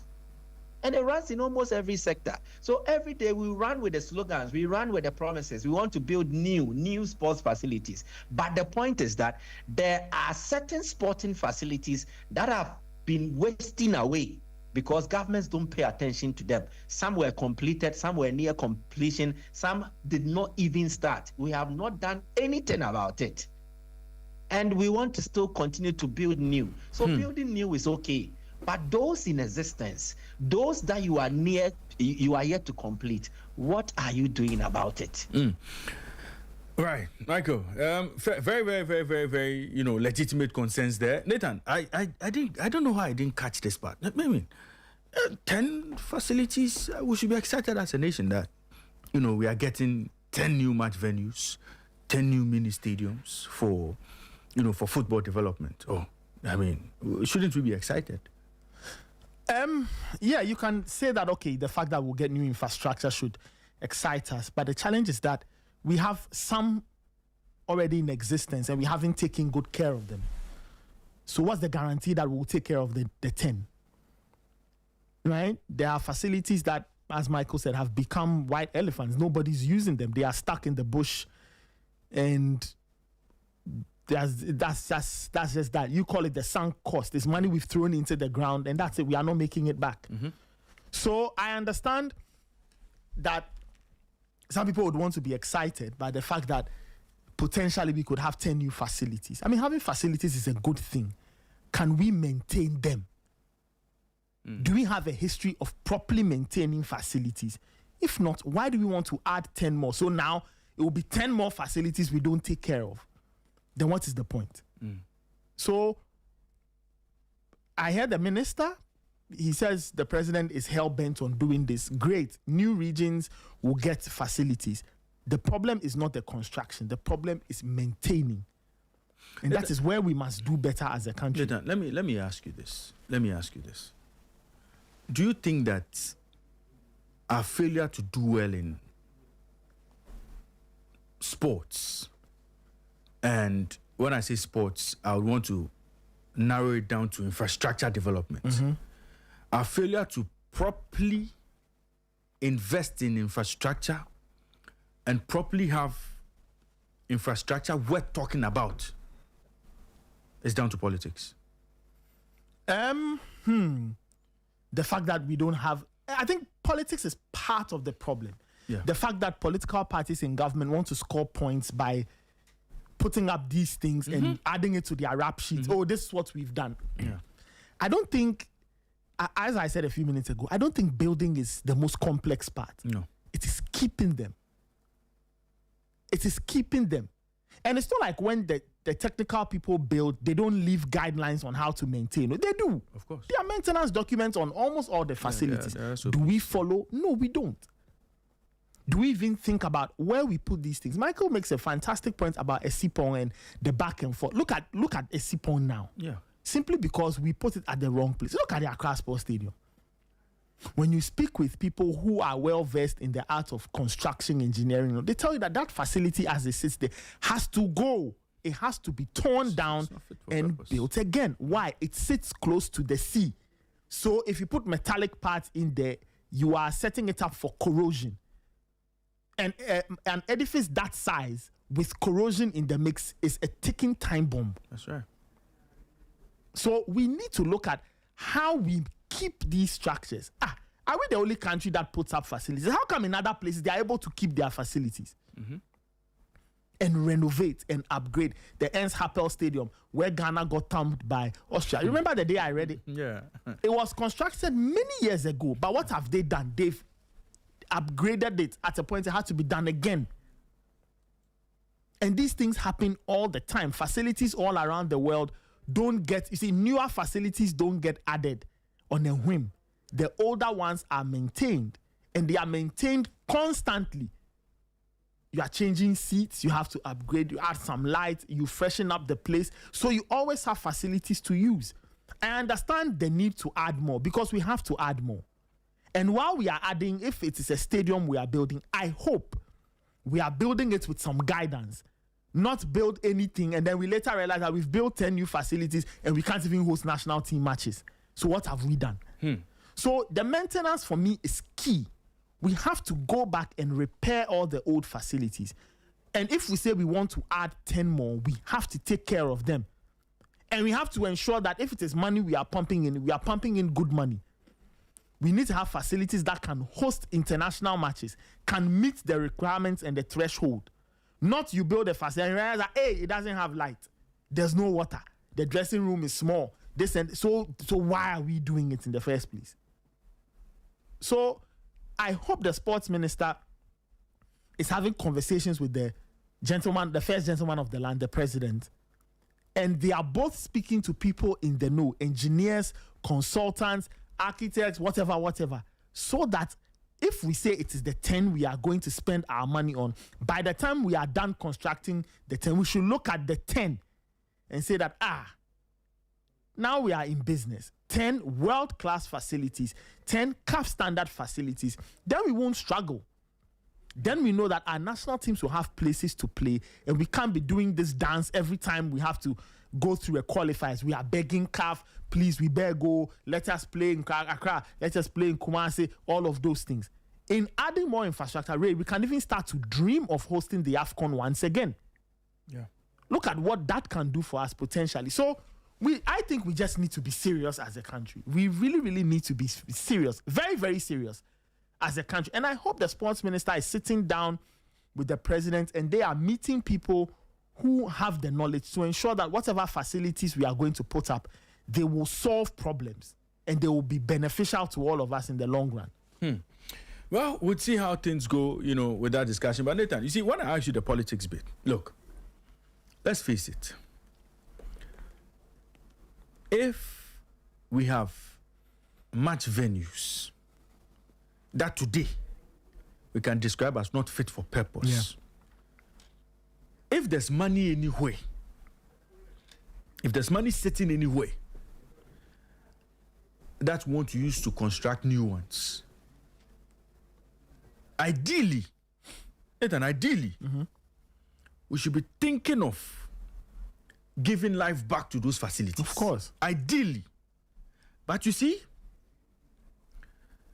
people would go around asking or trying to score political capital by asking the question, which match venue have you constructed as a political party? Or which stadium have you built as a government in power? And so because we want to satisfy or want to provide answers in future, the politician would want to have match venues that can be linked to him or his government.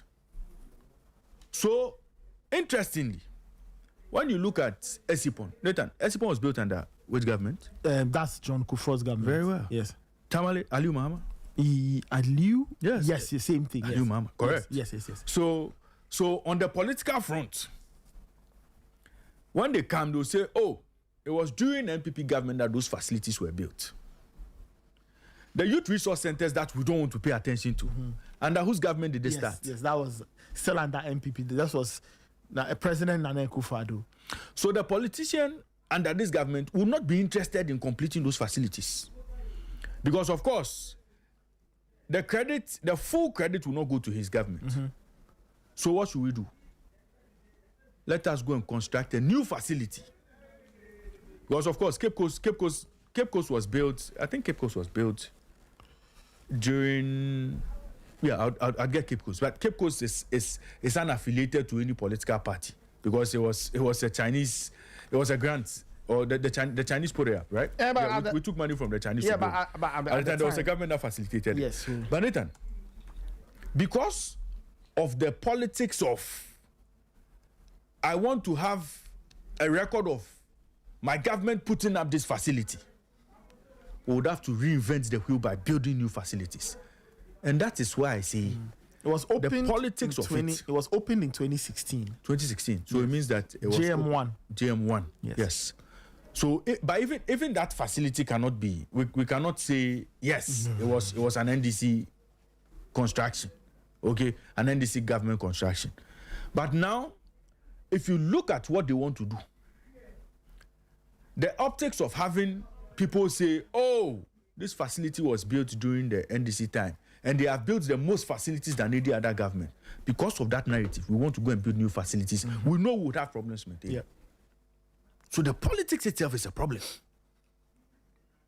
But some of these things, Nathan, infrastructure for the state, infrastructure for sports development, really we shouldn't politicize it. Legon Stadium, you hear the songs that the people sing about Legon Stadium, that it was abandoned government, one came government, two came, it was abandoned, and he had to take only one political party to come and finish it. That song is being sung. Nathan, the politics is killing us. Yeah, that's true. The politics is killing us. So again, Boteman, as it sits there, is affiliated to a certain political party and a certain government in power. Again, we try to score political points with those facilities. So another government will come in and say, well, I have to achieve on that front, otherwise I'll become a laughingstock. But Nathan, we cannot continue like this. We can't do. We cannot, and we must not. Yeah. Now we want to host under 20 AFCON. Where are the facilities? Where are the facilities? The 10 we want to build, where are they going? When are they going to be ready to even attempt to host any of these competitions? That is a problem. But we'll move on from matters of Congress and matters of Ghana football and go to Europe, because of course they serve as a bit of entertainment. They serve as a lot of excitement. This weekend, I know Nathan will not go out. Nathan will be locked in. He'll be behind his TV set, watching all the games. I have a message here. Fifi Bansin sent this one in. Nathan, I'll ask you. This question there is for you. You have to help me. Now, Fifi Bansin wants to know, and the Dynamite will be on at 4 p.m. today. So, the Dynamite will have an extended conversation on Congress yesterday. The Dynamite, good morning to you wherever you are. Do the clubs have a social media team in their comms department with proper equipment? Nathan, the clubs, do they have a social media team in their comms department with proper equipment? Some of the clubs do. Some do, eh? No, Do you know, I have a friend who... It's their time. You see them, scattered around, doing big things for themselves and for Spain. It's nice to see them in the Premier League. Arteta, Raiola, Arbeloa and co. All of them in the league, flying the flag of Spain. Is wonderful, right? I guess it's testament to what they are doing. Yeah. The kind of development they are doing on the pitch, on the touchline, so much so that their coaches are getting some of the interesting jobs around, and their coaches are getting a lot of respect, a lot of opportunity. So it will be great. We'll see how individually they will fare. Arbeloa at Fulham, very different from what he experienced at Real Madrid. Iraola at Liverpool, very different from Bournemouth. He's already feeling the heat of managing a club bigger than Bournemouth, this back and forth, trying to get players in and all of that.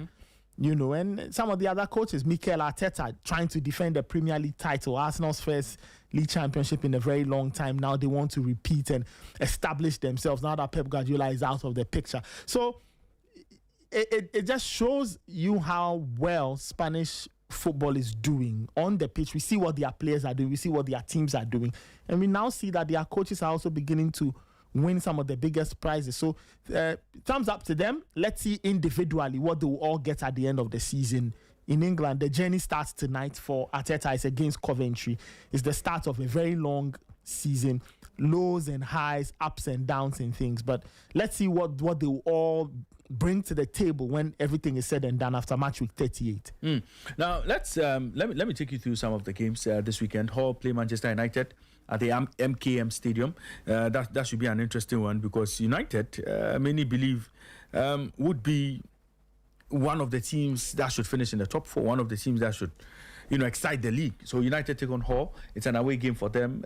Brentford play Tottenham Hotspur. Tottenham doing a bit of rebuild there. And De Zerbi also getting some of his best players back. You have Manchester City taking on Bournemouth. Bournemouth have a new manager now. And then Newcastle play Liverpool. Rosa. Liverpool also have a new man in charge. And Nathan, which of these games, do you want to talk about? And which of these games should we expect fireworks from?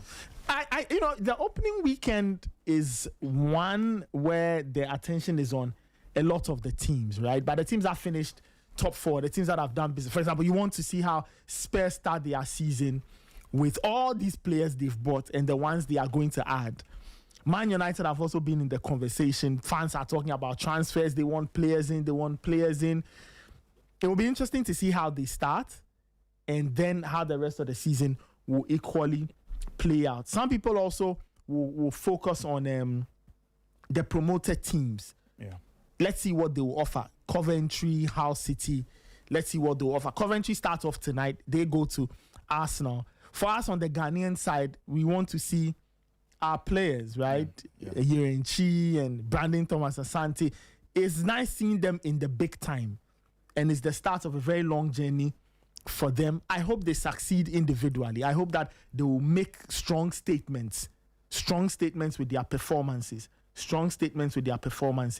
and achieve big things, right? Achieve big things for themselves. So I think every game will catch some attention, right? I mean, I of course, I'll have my eye on the Man United game at Hull City. Yeah. That is tomorrow. United will play Michael Carrick. Everybody wants to see how they will start a new season. Carrick's first full season as the full-time head coach. Early kickoff. So it's a fascinating time. And what you want as a team is to start well, get your points on the board. You build and build and build, and hopefully, it should come together for you at the end of the season. So eyes will be on Arsenal as they start. Man United, Liverpool, Chelsea, Man City, of course, they also play. Liverpool go to Newcastle. That's a very interesting way to start the season. Newcastle are also in a bit of a new chapter. They've lost Tonali. Issues. They've lost Guimaraes. Eddie Howe left. They've brought in Yaisel. They are trying to keep hold of Lewis Hall. So it's a very interesting time for all these clubs. I guess things will settle, let's say, after 2 matches, because the transfer window will close on the 1st of September. That is after the second match day. I think it's after that we'll start to see things settling down. Everybody has now bought players, and then we'll see how it goes. But this weekend is all about starting well, getting points, and then you ease yourself into the season. Michael, there's a talk about starting well.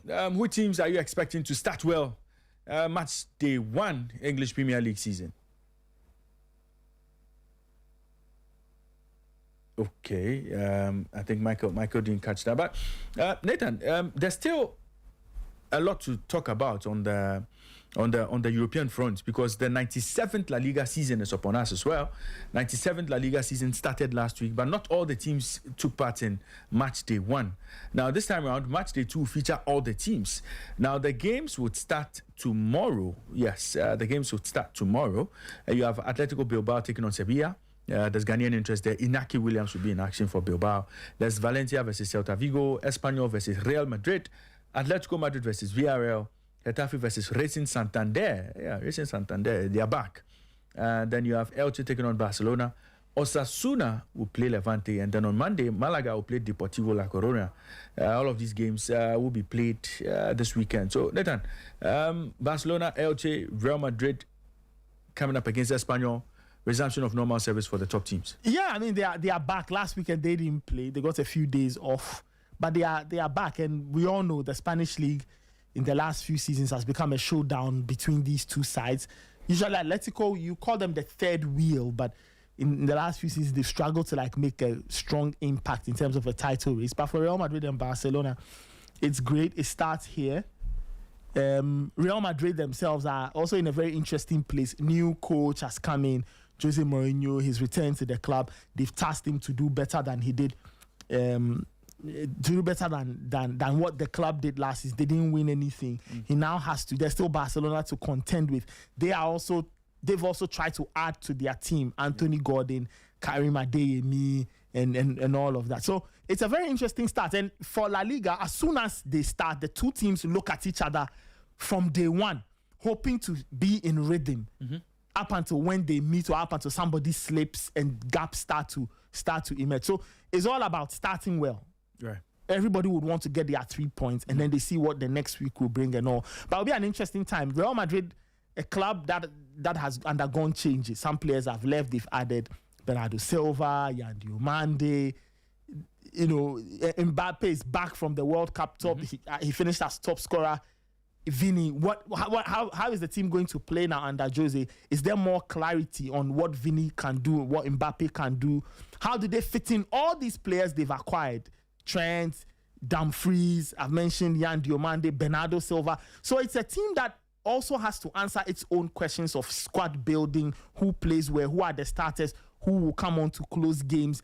And it's a very trying time for Jose Mourinho, but he says he loves the challenge. He had to go back when the call came. Let's see what new thing he can bring to the club ahead of this new season. Now, the 125th installment of the Serie A season kicks off this weekend as well. Inter Milan will play Monza, Udinese play Como, Genoa play Napoli, Parma take on Cagliari. And then on Sunday, you have Frosinone taking on Juventus, Venezia play Lecce, Atalanta play Sassuolo, Torino take on Amorim's AC Milan. And then on Monday night, you have Bologna playing Lazio, AS Roma play Fiorentina. Nathan, a lot to look forward to in the Italian Serie A. Yeah, it's back. Inter Milan won the league last season. It will be interesting to see how they attack the season, whether or not they will be able to hold on. AC Milan have made a change. Your very good friend Ruben Amorim is there now, also tasked to try and guide this team to a very good place in the league. And we'll see. It's an interesting time. Juventus have also undergone a few changes here and there, but they have not been in the equation for the Scudetto in a while. I don't know if this is their season, but Inter Milan will be the team to beat. They would hope to start strong. They've also lost players. Denzel Dumfries has left, so they need to bring in a body at right wing back. He was a very critical part of all they did as a team. And so it's another season where Inter will be the team to beat. But let's see what kind of opposition teams like AC, Juve, Como, Napoli, new coach, Gennaro Gattuso, is with them. Is it Gennaro Gattuso? Is he at Napoli? No, I think he's at Lazio. Lazio. He's at Lazio. Gattuso moved, but he didn't go to Napoli. He went to Napoli went back for a very experienced coach. I think. Let me just get So he's at Lazio now. He's also gone round and round, and he's come back, had stints with the Italian national team and all of that. So Napoli went for Massimiliano Allegri. So Napoli have made a change. Yes. So Conte left, Allegri is in. Let's see what they will all produce. But as I said, Inter Milan will be the team to beat this season. Let's see if the others can give Inter a strong chase for the Scudetto at the end of the season. Well, many have tipped Ruben Amorim to be sacked before December. So we'll see how. Why are people saying so? He and Gattuso. The two of them will be sacked early. Is it an issue of previous sins? No, I mean it's you're as good as your last job, So as for Gattuso, Gattuso must have a very good agent, eh? No, Nathan. Seriously, Gattuso must have a very good agent because he keeps getting sacked and he keeps getting jobs. Because AC Milan sacked him, he went to Napoli. Napoli sacked him, he went to Fiorentina. Fiorentina sacked him, he went to Valencia. Valencia sacked him, he went to Marseille. Then he went to Hajduk Split. Then he left and came to the Italian national team. Now he's at Lazio. Wow, he must. I mean, I don't know what they see, or maybe it's the name. Maybe it's the name. Okay, right. Then let's go to France, and the 89th installment of the French Ligue 1 kicks off tonight. Olympique Marseille, the club of Abedi Pele, the maestro, and his two sons, Andre, Rami, Morgan, Dede Ayew, and Jordan Ayew. That's Olympic Marseille. You know, Ghanaians have very good history with Olympic Marseille. Yes. Yeah, so they'll be playing against Strasbourg tonight. Strasbourg. So for those of us who lived in France, that's how we call it, Strasbourg. Nathan, take us to the French Liga. In terms of let me just in terms of fixtures this weekend and what to expect, because as for this one there, I've brought the game to your doorsteps. For the biggest story going into this weekend is the fact that PSG will not be playing at home. Yes. Now, they were supposed to start the campaign at home, but after an inspection of the Parc des Princes, they noticed that the turf had a problem. There was a fungal problem on the turf. It had gone yellow. Yeah. So they decided that, they need to fix it. So PSG will have to play their game at Rennes. So even though it's a home game for PSG, they are playing at Rennes against Rennes. If that thing had happened in Ghana, what would happen? What had happened? Abacha. But why would you play? I can't park and Nathan. Okay, the sun will burn it. That's just on the side. Yeah. Would have abandoned the game. Yeah. Anyway, so for PSG, the hope is that they'll start strong. They are the favorites, awesome favorites to retain. Right. What Luis Enrique wants to do, he wants to equal Olympique Lyon's record of 7 on the bounce. So that's the task this season, to equal the great Olympique Lyonnais side in the early noughties that did 7 straight league titles. But if you look at the fixtures, Marseille against Strasbourg. Now, Marseille start the season under, some people say a cloud of uncertainty. They've lost players. Greenwood gone, Aubameyang left, Facundo Medina left. It's simply because Marseille have struggled with finances and they are walking a financial tightrope. So this season will be very complex for them. Strasbourg themselves are hoping that this season is better than what they've experienced, okay? Last season, they finished in the top 10. They are hoping that this season they'll be able to get closer to some more European competitions. But the two teams walk into it under new management. For Strasbourg, they've brought in Hugo Oliveira because Gary O'Neill left. He came back to England. For Marseille, Bruno Genesio, he comes in with a lot of experience. But again, because Marseille has drama accompanying them all the time, they are starting the season with some more drama because Pierre-Emile Højbjerg, who's Marseille captain, told the club that he wasn't going to Newcastle. Yeah. They wanted him to, he said he's not going anywhere. I think he himself has had stints in the EPL already. Yeah, played for Spurs. Yeah, I'm not sure it's a league that excited. Charlie Bakker. So already Marseille are starting on a dramatic note. Yeah. So there's that. There's Lens versus Auxerre, which is the very first game on Saturday. Lens, the other weekend, won the Trophée de Champion. They beat PSG to win the French equivalent of what you would call a Super Cup or the Community Shield. They look like a team that can easily finish second to Paris Saint-Germain, right? After beating PSG, they are confident. But the challenge is that they've lost a couple of players. Anansi Maxime's gone to the US. Sangare left to Brentford. Right? So they've lost some firepower, but in replacing them, they've brought Togan Hazard, brother of Ada. Florian Thauvin is the new club captain. They still have kept the large core of what they had last season.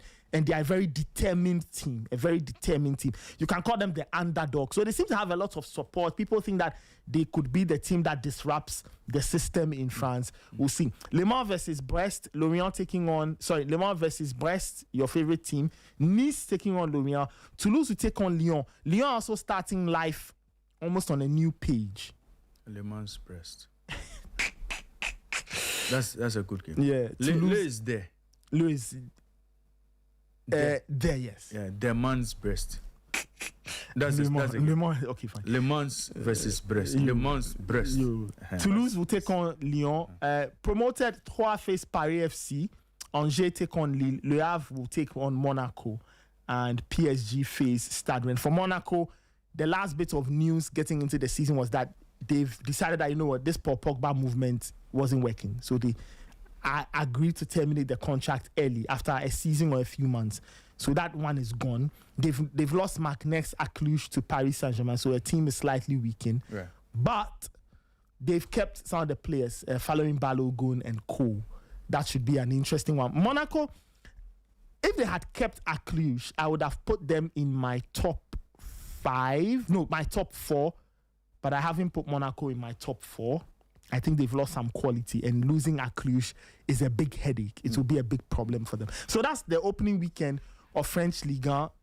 The big game over the weekend is Paris Saint-Germain taking on Stade Rennes, Sunday, 6:45 p.m. PSG, even though it's a home game, they are playing at Rennes Stadium, which is the Ria Zone. And they are playing there. It's a home game for PSG, but it's at Rennes' home ground, and they are taking on Rennes. So that should be a fascinating one. But PSG hope to start well. As I said, they lost the French Super Cup to Lens, and they are hoping that they can start well. Their objective for Paris Saint-Germain this season is only one. They want to equal Lyon's 7 wins on the bounce. Yeah. So that's what they want to do. 7 in a row. And they want to also keep their hands on the Champions League. Let's do this quickly. The Panthers out there say, because of your French Ligue 1 expertise. But some of the times I've gotten the predictions wrong. Let's do this for them. Olympique Marseille, Strasbourg. Strasbourg. I think it will end in a draw. Okay. I don't trust Marseille. Lens, Auxerre. Lens to win. Le Mans, Brest. I think Stade Brest to win away from home. Le Mans just came up new. I think Stade Brest to win away from home. Nice, Lorient. That game will end in a draw. Toulouse, Lyon. Lyon, I saw Lyon play in the Champions League playoff. They look kind of good. They lost away. Again, I would think this game will end in a draw. Troyes, Paris FC. Troyes, Paris FC to win. Angers, Lille. Angers, Lille can be very unpredictable sometimes. Anyway, Lille to win. Le Havre, Monaco. That game should end in a draw. Le Havre at home on some days can be very stubborn. They can be a very tough team to break down sometimes. And Monaco, with the star power they've lost, I wonder if they can go out and get a result. So I lean more towards a draw in that game. PSG, Rennes. PSG to win, very slim margin. I watched them play the Trophée du Champion. They didn't look too convincing, but maybe you can argue that players are trying to find their feet. But what they've done is that they've brought in 2 players. Ferran Torres has joined, and Mika Gott has joined from Ajax. That's enough scoring quality on days when Ousmane Dembele is not firing. Right. So just based on that alone, I think PSG to start the season with a win, but it will be a very close game. So all 9 games predicted by Nathan Kwao. We'll see. Whilst I was doing this, I saw Immortal punching the things on his phone. So we'll see if we can get money this weekend to go to Gambia with Tamala Voyage. There are 4,000 odds. So this one, it will give you 6,675 odds. Your predictions alone. 6,000 odds. This one, we can take the entire sporty. With just 10 CDs, we can take the entire sporty to Tamala Voyage to take us to Gambia. But if we go, who will do the work? We'll do the work from Gambia. So we'll do it from the beach. You understand? You see, this one, 6,000. This one, I want to bring it down to 2,700 odds and send it to the Dynamite, Fifi Bansi. So that he can do double. You understand? He'll be by our side double.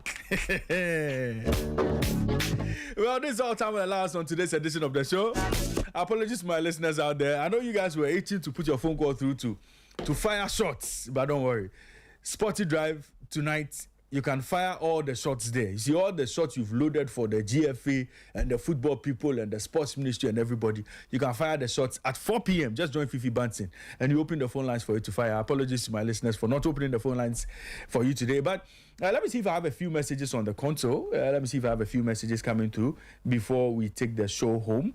Yes, I have a few messages. This one says, okay, so this message is coming from Nana in Tema. He says, hello guys, how about nice... Okay, he almost got me there. Nathan said, how about knees versus breasts? Okay, I get it. And he says, let me get that message. I was thinking you would call a couple of GPL clubs to appreciate their models and challenges. We know where they are now. We know where they are in terms of, the kind of models they want to run. We know their challenges too. It's a money problem, but we'll see. So thank you very much, Nana, for joining us there. One you sent earlier is a bit long, but I mean... Yeah, he's talking about community clubs. Yeah. And the fact that now... So he's basically saying that now because people have TV to watch and things, if there's nothing to pull them to the ground to watch Ghana Premier League, they're not leaving their homes. Yeah, that's true. That's true. And this one is coming from Kofi Broadcasting. He says, I like what Raymond said about politics and unnecessary building of sports infrastructure in the country, which are later abandoned when a new party or government comes into power. What they eventually do is take Ghana to IMF after wasting a lot of money on politically inclined and unnecessary infrastructure to score points. And that is it. I mean, that is the reality. So this one is coming from Sports Messiah Amasaman Fise. Okay, yes. Nathan, do you know Fise? Fise. When you are good to Amasaman, there's Fise. Oh, yes. Fidelis knows that place very well. Good morning, Raymond. The idea of building new stadia is great. But what happens to the ones started by previous government? And can we maintain them? Because we have not been able to maintain the existing ones. Yes, that's coming from Sports Messiah. These are very legitimate concerns, and so we'll see. I have a few more messages. First of all, the Ghana Football Association deserves. Wow, this is this one. So this one is coming from Alasan from Legon. Alasan, apologies if I'm not able to read the entire message. I think you have a very solid point there. So he says first the GFA, and then the clubs. So let's go back to that message. We'll summarize it for listeners. Alasan took his time to send us that very long message. So let's do him the honors by just getting into some of the things he said there. He says first of all, the GFA deserves the primary blame for failing to effectively advertise and market its ultimate domestic product to corporate entities. But the GFA tells you that, look, corporate entities are happy with what they are doing, so they have a lot of support from corporate entities. Now, he says the FA seems to treat Ghana Premier League as an afterthought, choosing instead to focus almost all its administrative energy on marketing drive on national teams. Secondly, okay. Yes. So that's his second point. The clubs themselves, the main characters and the lifeblood of the league, must share the significant portion of the blame. Behind the scenes, these clubs face overwhelming administrative, financial, and operational challenges that destroy their sustainability. Thirdly, the government cannot escape responsibility, and he says, as it continues to starve domestic sports of essential infrastructure. And finally, the pervasive issue of bribery, corruption, and selective justice within the Ghana Football Act as the final blow, driving corporate entities away. So, Alasan, four key areas. Thank you very much, Alasan, for sharing your thoughts with us. We appreciate your thoughts. Nathan, if I can get the last two messages before we take the show home. And this one is coming from Benjamin Kweku Azosu from Adenta. He says, I wanted to find out from the GFA. So by giving buses to the teams, solve the low turnout in our stadiums and low salary being paid to our players. So he's saying that have the buses solved those problems? Right. And my final message, this one is coming from Anonymous. Anonymous is the name, right? It says, if clubs are more open to working with licensed agents, I believe we can contribute significantly to improving the quality and value of recruitment in Ghana football. It says many clubs don't really work with independent FIFA licensed agents, yet we have the network and market knowledge to identify quality players and bring them in at reasonable cost. So thank you very much, Anonymous, for sending us that message as well. And yes, I'll do that for you. Well, Nathan, today, before we leave, there's something I need to do, an announcement I need to make. It's very, very, very important. Soloku is tonight. Yes, Soloku special is at 9 p.m. Yes, at 9 p.m. Soloku special. 9 p.m. Soloku special. Nana Kwame and the gang will be there. Yes, anyway, yes. So this weekend, right? Yeah. The Obi-Wan podcast. You know the Obi-Wan podcast. Yes. John Obi Mikel's podcast is being recorded in Accra. Okay. They are recording at Pit Stop. Who's on this time? Is John Obi Mikel and Andre Ayew and Stephen Appiah, I'm told. I don't know whether. Oh wow, that's nice. So it's Sunday 2 p.m. Sunday 2 p.m. Of course, it's strictly by invitation. Okay. But some journalists will be there, some influencers will be there, some fans have been giving tickets. Okay. or passes to be there. So it's happening at Pit Stop Sunday, 2 p.m., 23rd August. Come and witness a very interesting conversation. John Obi Mikel will be there. His podcast will be recorded live. John Obi Mikel will be there. Andrea will be there. I'm told Stephen Appiah will equally be there. Andre Rami Morgan did yes, he'll be there. Captain Fantastic. Yes, he'll be there. Mopao. He'll be there as well. The session will be live on YouTube via the Obi-Wan podcast. And Obi Mikel is arriving this morning. Okay. He'll be arriving this morning. Sure. For that recording on Sunday. Right. Wonderful stuff. Right. And today, I have a birthday wish here. I have a birthday. I have a very special birthday. Very special birthday. Today is the birthday of Janet Nane Kwamankwa. Really? Anna, it's not. Today's it's not Nanegia's birthday. It's a birthday. It's not you, but who? So, but what is going on here? So me, I have a birthday that has Nana. So you people are confusing me. So whose birthday is Nana, it? If it's your birthday, why are you hiding? Oh, it's not your birthday. Whose birthday is it? Hey, Charlie, you people. Hey, Charlie, my people. Okay, Nathan. Since it's nobody's birthday, let's continue. Okay. You see, you have to bring further and better particulars. People are sneaking. Nathan. If it's the birthday of the membership, you have to let us know because I was confused. Okay, Nathan. Happy Golden Jubilee birthday to Madam Amma Brobe Williams, Deputy General Secretary in charge of administration of the Ghana Football Association. May God bless you with good health, happiness, peace, greater success, and many more beautiful years. We love you so much, Mommy. This is coming from Janet Nane Kwamankwa and the girls. And so, Madam Amma Brobe Williams, Deputy General Secretary, Ghana Football Association. Happy birthday to you. Yes, we wish you well, and God bless Madam you. And keep doing great things and big things for Ghana football. Well, this is all time will allow us on today's edition of